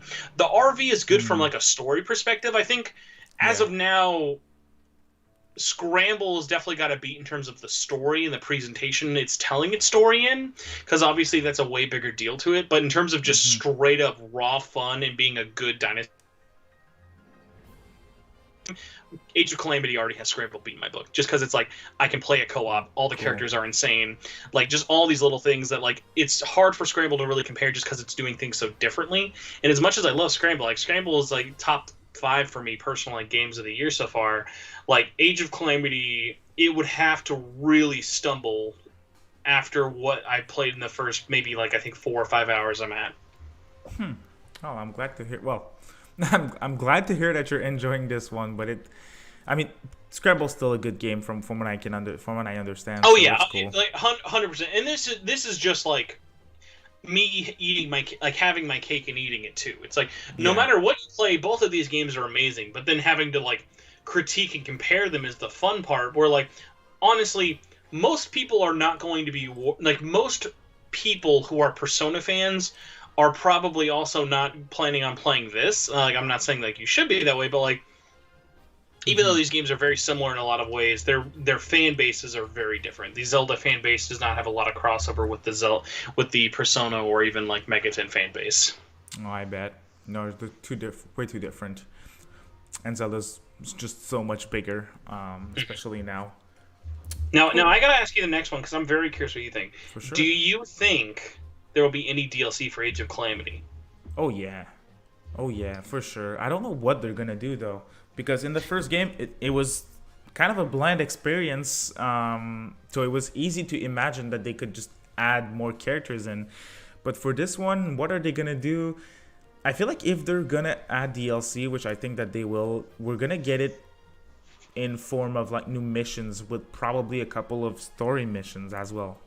Like my obvious one would be this: like kind of take the best of DLC from Hyrule Warriors and move it into the map system of Age of Calamity. Yeah. And by that I mean make an Ocarina of Time map, make a Majora's Mask map, like they would with the adventure mode in Hyrule Warriors, but instead of making it 8-bit Zelda, it's just the same as this. You have quadrants, you can go across different quadrants, and obviously the maps are way, way, way smaller than the Breath of the Wild map, so like having a Ocarina of Time map is not going to be as much work in terms of filling it out for missions or whatnot. And like you could make like an Ocarina of Time DLC map that's like 4 levels. That's like the main town, get a couple of like get like the major elements and stuff, and like really go there. And even if you're not adding like a lot of characters, just like even costumes, like the costumes alone were like some of the best part of Hyrule Warriors. So like I hope they do. It's hard to tell because they haven't announced anything, and normally they like to announce it before, but it's hard to tell. Like I think especially going even after Scramble, how Scramble's really not had anything. It's so kind of up in the air. So as much as I would like love it, because I think this team, when they're working in spin-offs, their DLC is usually the best parts of the game, ironically. But even with everything, like Scramble, even with no DLC, was still a great game, even at the price I paid for it. Age of Calamity, from everything I've heard, is like a 40-hour story mode alone. So I'm like, all these games, content-wise, are going to be fine. Like, and also, for sure. let alone, like, they're also going to get, like, tons of updates. Like, Scramble is still getting updates. Scramble got an update, like, 2 weeks ago. So, like, I'm sure there will be updates including, like, oh, here's a new weapon, or here's, like, a new costume for playing it, or, like, what the Warrior games love to do. And I know if you played Hyrule Warriors, you remember this. Remember all the free updates that would either be, oh, now you can play as these villain characters, or now you can, like, level all the way up to, like... Because remember, Hyrule Warriors 1 had a level cap of 100. Hyrule Warriors, by the time you were playing it on Switch, had a level cap of 225. It's crazy. Yeah, so like they know like how their audiences like to play these games. So like DLC or not, I think these games are still going to get support, whether it be in big or small ways. It's just like what really matters is like how they supported it and like how you enjoy the base experience. Yeah, for sure. I don't know if they're gonna go that far with DLC. I'd like it, but I'm pretty confident that they're gonna give us DLC. Maybe even at Mr. Jeff's show, we might. Oh see my something. god! If there was like, if I'm gonna be very honest, and this is still being very, very early in my impressions. If someone went up to me behind the scenes, said, "Spencer, you have to pick.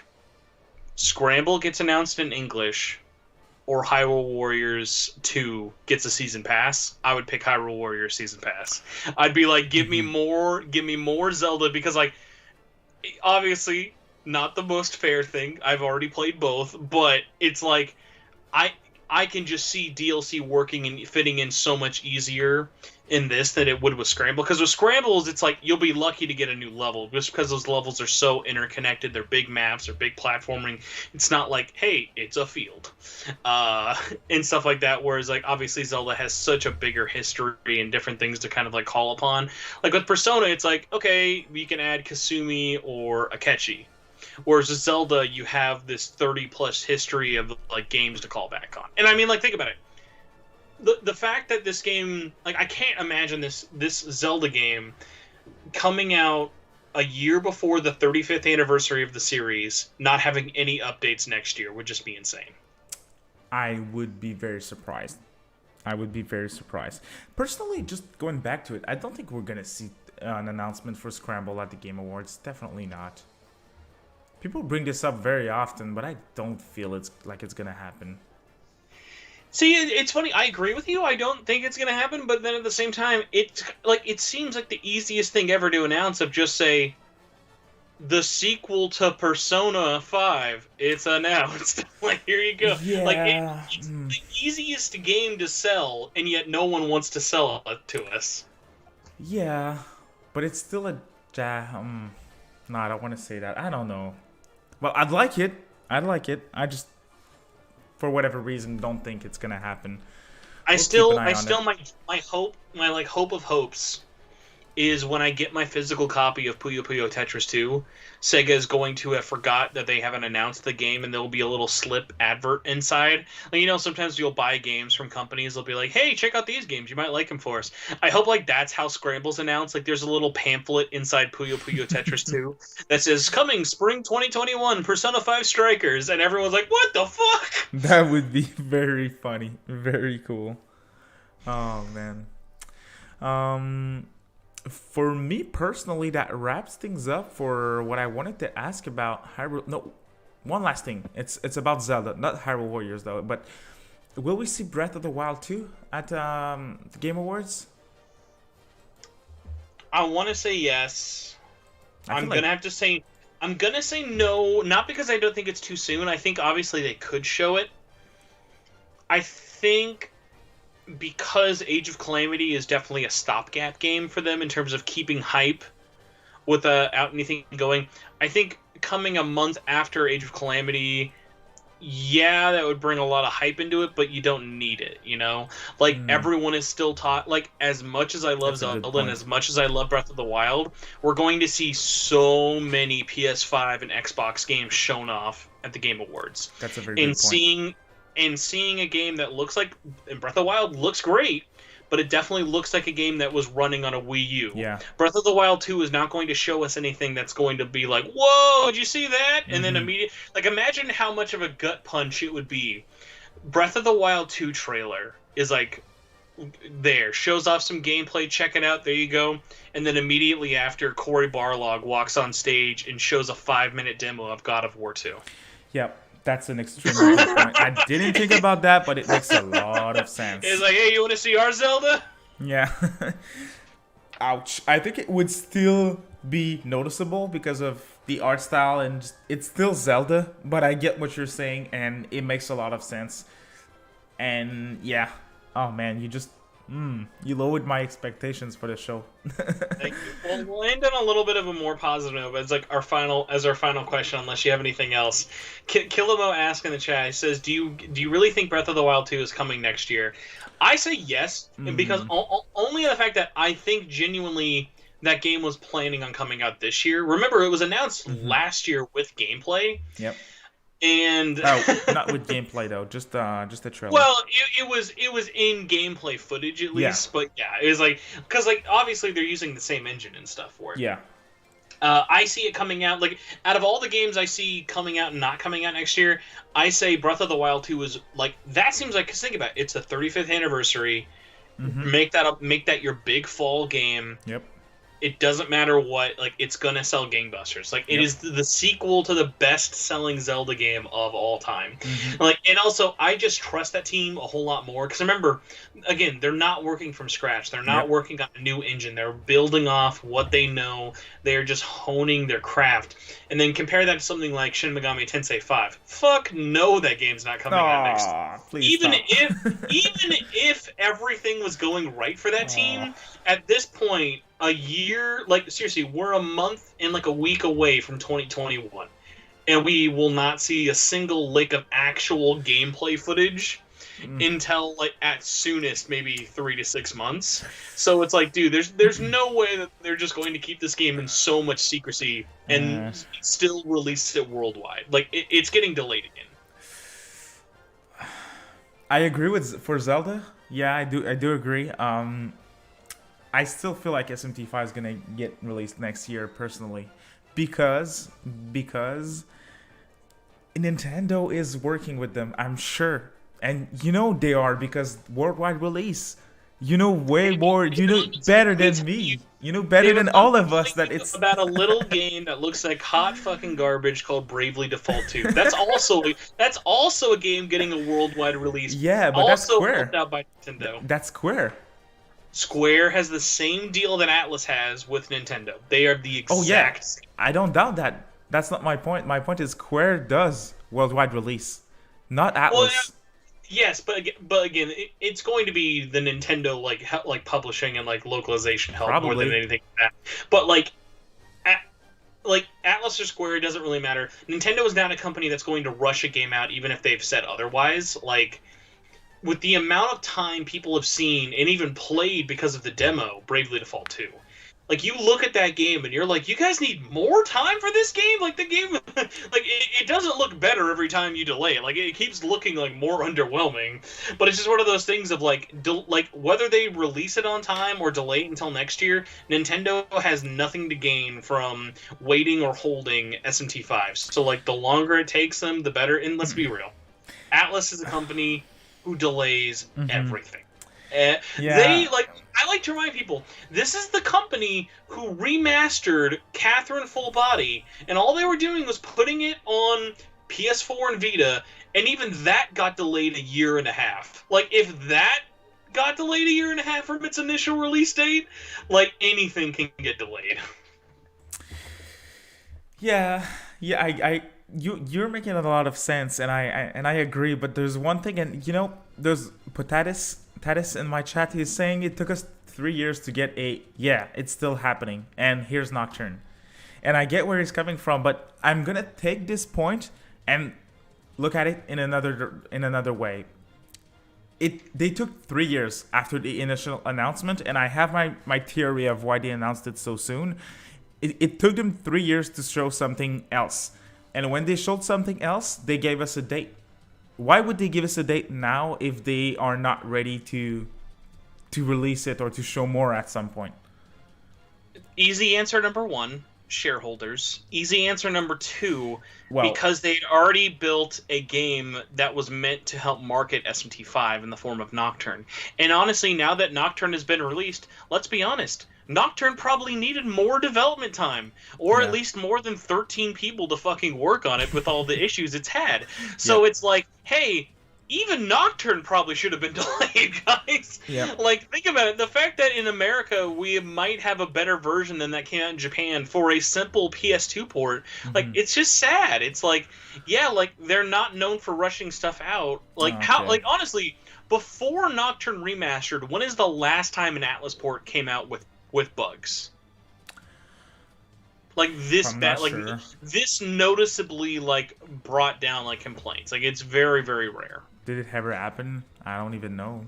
It's happened, but like for stuff like I wouldn't really count. I wouldn't chalk up the Steam problems for Golden as like, oh, that's an Atlas problem, because like honestly, like that, like it mostly goes to where there's problems or when Atlas Japan isn't working on it.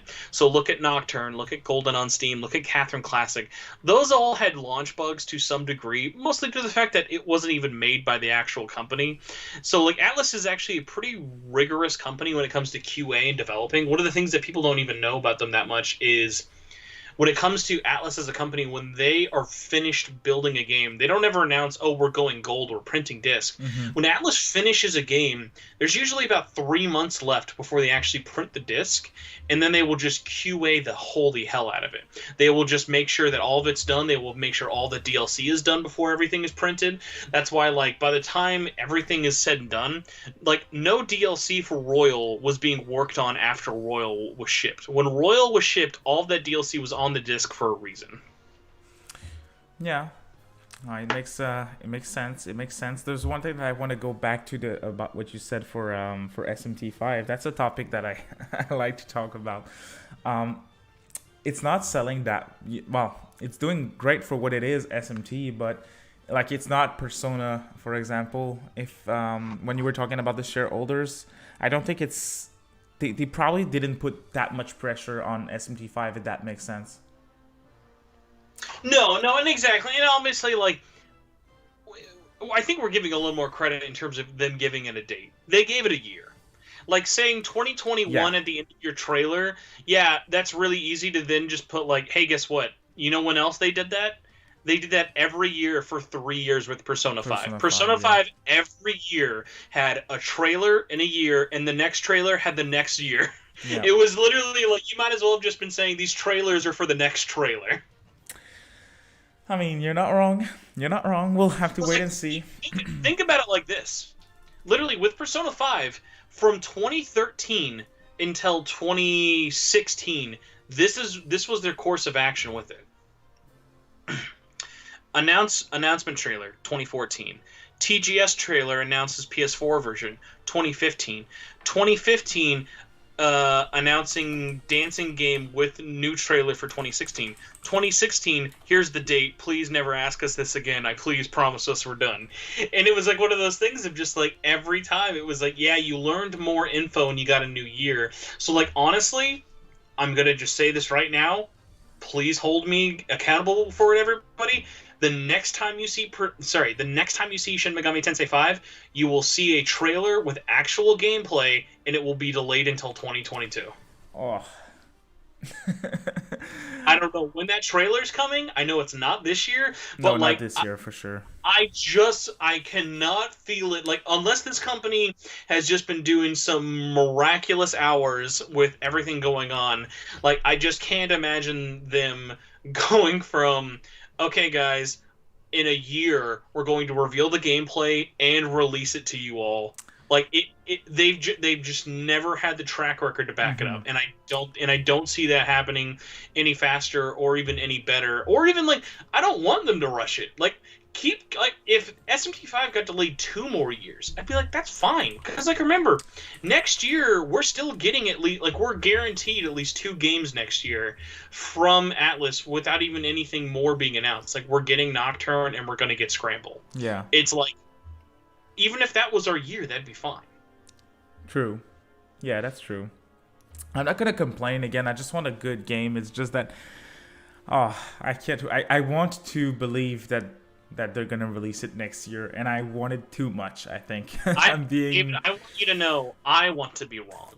I want to be wrong so bad, but unfortunately, I'm stupid and have covered this company for 8+ years, and have just. At no point when like games get announced, like I'm never the freak out about a date until we have like the 3 date. And when I mean the 3 date, I mean I want the month, the day, the year. I don't want a year, I don't want a season, I don't want a quarter. I want all 3 of those things, and then I'll get hyped. Okay. Well, you're not getting hyped anytime soon, bro. No, I mean, hey, exactly. I'll just stay hyped playing Demon Souls and pretending it's an Atlas game still. Yeah, they published it before, right? Well, I think that's about it for like at least trying to keep us under the 2-hour mark. So should we start trying to say goodbye? I'm good. Any final question that you wanted to ask on my part? That rounds up pretty much all that I had. That is just about it. I have one little quickie. I don't know if you have any Arc System knowledge you want to say, but Mark Louis says, do you think or believe Arc System Works could make an RPG SMT or Persona? So Arc System Works, the fighting game company. Yeah, that's what I was about to say. Do you think they would ever do a RPG? I don't see it happening. Maybe an action RPG? Maybe? 2D style. I love Arc, and this comes up so often just because I have so many Ultimax fans and stuff. But like, I love Arc System Works. I love Atlas. Arc System Works they're too busy. They have way bigger fish to fry. Like, the money they make from Dragon Ball Z probably is like 3 times the amount of money Atlas could pay them for any project. Like, remember, Atlas and Sega are not a big baller, like, rolling in the money company. Like, they're not like able to like throw around like Dragon Ball money or even Grand Blue money. Like, think about it. Something like Grand Blue Fantasy probably makes more money in a year than all of like Yakuza 7 and Persona sales. Oh yeah, for sure. I mean, I would like it though. I'm sure they would be great, but just like you mentioned, they have so much other things that they would do first, and it just makes so much sense. Like Dragon Ball, come on, versus SMT. And even like I think if your Arc System Works, I don't think it's selfish or even too crazy to say that for them a passion project like working on the next Guilty Gear for them. That's a game they are publishing, they are developing, they are working they're really like trying with this Guilty Gear to make it the biggest one possible. Like they are not only delaying the game because of everything going on in the world, like they've even now said, and this is such a huge thing for them, oh hey, we're finally going to do rollback netcode. That's something they've never ever committed to. Like those games are infamous. Like Arc System games, along with many other Japanese fighting games, are infamous for having disgustingly bad. Like, trust me, as someone who used to play Ultimax weekly online, those games have terrible netcode. We were not playing for the authenticity of a fighting game match. We were just playing so we could mash buttons and talk shit to each other. Oh yeah. And so like, Arena was also a big game that they did. That was a great game that they did. Yeah, but like also important to remember, a company like Arc back then, they were big for BlazBlue. And now you look at Arc and it's like, oh my god, like Dragon Ball alone pretty much shot them up into like AAA game dev stuff. But like even with their smaller stuff, like you look at titles like the Kill la Kill game, like even stuff like that, it's like stuff like that probably even had a bigger budget than Arena or Ultimax did. Arena and Ultimax were basically half visual novel, half BlazBlue clones. Mm-hmm. Oh yeah, that was a great question. David, that was a great podcast. Thank you so much for crossing over with me this week. Oh, it was a blast as always. Thanks for coming back on my brand new podcast. Still an amateur, not a veteran like you are with 200 episodes under your belt. one day and many years later, we'll get. Now, all right, be honest with me, and you can be serious because like honestly, you would be amazed how many other podcasts talking about Atlas related things have come and gone. Do you think that you will still be as interested in covering Megami Tensei, Atlas, or Persona in however many years until we get to the episode 200 for you guys? Because like that's one of the things interesting that people don't ask me a lot, but I think about why SMTN is the longest running podcast, and a lot of it does come into people just losing interest, feigning interest, moving on to other topics.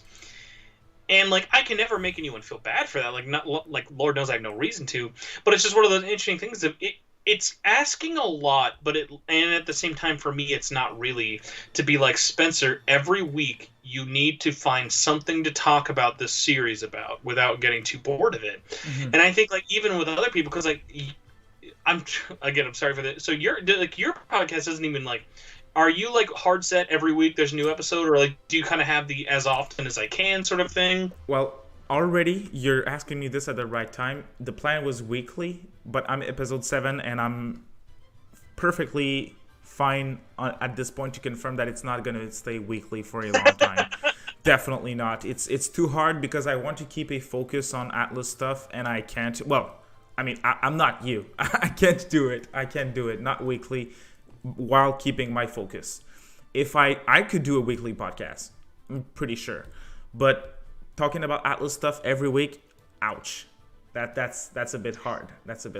I'm gonna have to talk about Japanese retailers or whatever leaking dates for 2 would hours. You would be amazed at how much I actually ignore for being a weekly podcast. That's like one of the funniest things of like, I could talk about so much like merchandise bullshit I don't care about. Like, we don't talk about figures getting announced. We don't talk about like art books really coming out. Like, I even talk about like the stuff I'm passionate about, like the manga. I don't even really talk about like that heavily unless like I have a manga focused episode.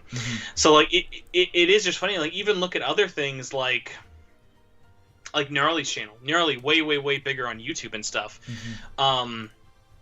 His current podcast, the Mega Dolan podcast, that's his second podcast he's ever tried doing just about this. But even that, like, one of my favorite jokes I love talking to him about is like, he can barely get like one show a month going. Yeah. It's not like he doesn't like it. It's just one of those things of like, man, it's hard to get like a room full of people to talk about this like every week in a long form discussion. Like, look at LaRue, like his podcast, like it's kind of uneven, like depending on what we're talking about. Like, it's hard to just get everybody in and talking about one thing, whether you're one person like me with different guests, or you're like a 4-person show like Gnarly or LaRue's show. And like that's kind of what makes a lot of podcasts sort of dissipate, when I find so interesting, of just like, yeah, I don't know like what's in my head that like I'm still in love talking about this series. And now I always think what makes it so funny is like, SMT isn't even like my favorite video game series of all time. It's not even like my top 3. That's what I find so funny. Oh yeah. It takes discipline as well, because there's a lot of preparations, there's a lot of things that we have to do, so damn. Well, I mean, not only that, it's like it's the actual recording time, it's editing, it's uploading, or like even just other things of like it's hosting. It's me putting it on Spotify, it's putting on iTunes, Google. Yeah. It's me trying to pay attention to like now doing YouTube. Like I did SMT, and this is like I've been doing it for over 8 years now. I've only been actually trying with YouTube for like 12 months in December. Like, I started really trying in December of 2019. Hence why my channel has been around for like 12 years. But like, I'm just now actually doing stuff with it, just because I have the time and I have the ability to really do it, no matter really how poor it is. Oh yeah, it takes discipline, and we have to concentrate, and there's a lot. The time, it's time consuming. Like, don't get me wrong, I love what I do, but it's really time consuming. Especially a weekly podcast. Hilariously enough, at one point, and if anyone is listening and remembers these, they're still all up on the same RSS feed. There was actually a spin-off show of SMTN on top of the weekly podcast, where we would do a off-topic version of the podcast called After Hours. Huh. On top of the regular one, just because we, for the longest time, just always had so much shit just to talk about that even if it wasn't related, it'd be like, oh, you want to talk about Danganronpa for a week? All right, we'll do like an extra episode. That's a cool idea, though. Yeah, and I mean, and that's one of the things I really like, especially now that I've kind of been doing more stuff solo with the channel, of like, I want to talk about Tetris. I'm not just talking about Tetris because I got a review code for it. I literally want to talk about Tetris. I want to talk about Yakuza. I want to talk about Kingdom Hearts. I want to talk about PS5 stuff. Like, somebody, like, just like other like random things. Like, somebody in my YouTube like comments recently was like, "Hey, check out Senran Kagura on PS5." Like, that's a great question. Like, that's a great thing. Like, who's looking at Senran Kagura on their PS5? Yeah, I mean, we're doing this for fun, so why not? Why not? Yeah, and exactly, especially because like obviously, how small my channel is, like, I've never, and I probably will never do this for money, because God, as soon as I start like trying to be financially dependent based off of this, like it sets myself up for disaster. And I mean, obviously, I know certain people try and do things differently. Like, I know when I release a video, if I get any more than 5 views, I get excited. But like, I have friends who like are a lot more dependent on their channels, and like when they're like, oh God, this video only did like 20K and I needed it to do like 150K, it's like, I get it. But because I at least have the luxury of I already have a day job, which does make me more busy, because it's not like every video matters financially for me, I just go into everyone. As long as I can have a discussion or someone that can enjoy it, then I'm happy. Oh yeah, same.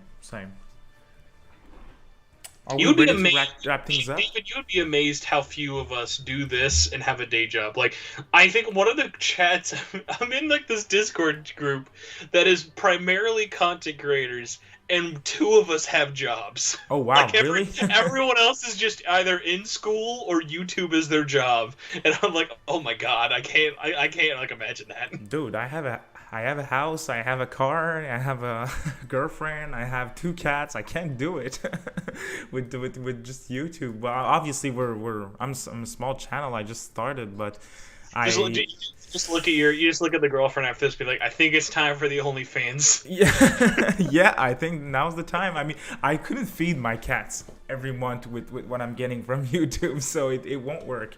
It won't work. Anyways, I'm doing this for fun, so.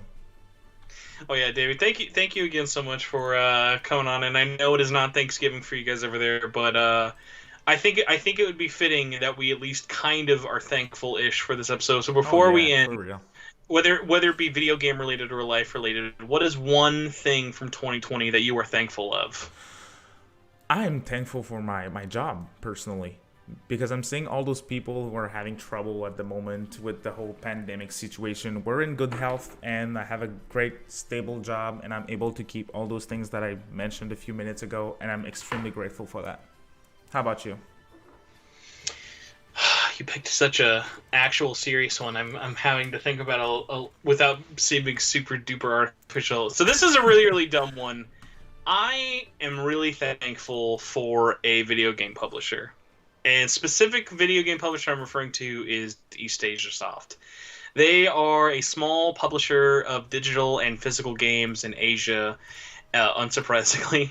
And they are the only company right now in the year 2020 who are still making physical PlayStation Vita games. And yeah, I saw that. I saw you tweet about that. And it's just one of those things that, like, every time a game gets announced, whether it be a visual novel or a, like, indie game or something, I take every one as, like, okay, this might be the last, so I'm going to enjoy it and I'm going to love it. And thankfully, I enjoy such a wide array of games. I enjoy them all anyways, and I've never had one that I'm like, oh my god, like, I totally, like, burned all my money. I don't buy them because they're Vita games only. I don't buy them because they're, like, rare and limited. I buy them because I want to support these developers and try different and interesting new games. And it's just, like, one of those things of, like, I know that's a limited thing. I know Vita production is going to come to an end in early 2021, so it's like one of those things of it's really hard for me to complain they're putting out too many games too quickly when it's like, hey man, in 4 to 6 months there might not be any more Vita games physically, so like you never know when the last one's going to be. So just like in the moment, and especially for 2020, like I'm looking at my wall right now and like they've already done like something like I think they're almost over 20 this year alone, which like for still a pretty small like they're not even like limited run big like level size, like they're still like a pretty small company. Like they're making like anywhere from 1,000 to 2,000 copies a game, which like is not that much. So just something that I really appreciate is still going on, even though it is a very niche audience. Yeah, but when you enjoy something as much as you do with the Vita, it's really cool. It is.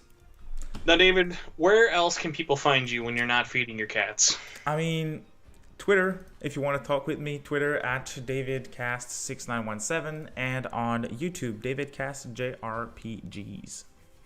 And if you would like to find me when I'm not playing Just Dance 2021 on my PlayStation 5, which is a real thing, you can find me on Twitter. My personal Twitter is at Torchwood4SP. The podcast Twitter is at SMT Network. You can join the Discord in the link below. You can join the YouTube channel just by searching either my name or Shin Megami Tensei. You can join the Facebook group by going to facebook.com/groups/SMT Network. And if you want to rate and review the podcast on whatever podcast service of choice you use, please do. It always helps out a whole ton. Either way, guys, thank you so much for watching this horrendously long episode, which they all have to be. A podcast with me can't be short, God forbid. Hell yeah. So, David, thank you again also for letting me not only have you on my podcast, but also more importantly having me on your podcast, which is really what this was. Let's be honest. Oh yeah, crossover time. It was great. Thank you for being on as well, and thank you all so much for watching, guys. We really appreciate it, and have a great Thanksgiving. Enjoy it. All right, bye everybody. And also thank you so much if you were watching live. I was amazed at how even we were with consistent viewers on both channels. I was really wondering like who was going to like take the edge case over the other. Oh yeah, we were in a kind of a race. Thank you guys on both sides. It was like all right. Well, you know, it don't matter. Let's be. See, it's like the spoiler cast. It doesn't matter who does it first. It's just whoever breaks the whoever breaks the post view counts is really what matters in the end. Oh, don't do this to me. I told you before, you're a celebrity now. Oh my god, I'm like, that's like the best part, especially for like how long I've been doing this. Like I want you to know the amount of times people have ever actually been like, oh, "Are you the guy from SMT?" Like that, like happens. Like I think I've happened like 5 times in my life, which is like it's funny. Like I've done this for so long. I've been so public facing for so long, but it's very rarely ever been like a thing where I think it's easier to be self-aware of the community than the guy who started it, you know? Yeah, for sure. It's been so many years. That's the reason why, not because of how many people are watching. Oh my god, I know, but like, and that's like one of the fun things as well. Is like I love looking at people who like I know I added like in 2012 on the Facebook group who still interact on the Facebook group. Like that's like one of like the really really crazy like rewarding feelings. For sure. Now I should actually like end the stream just so everyone doesn't have to hear us all talk for the end of all time.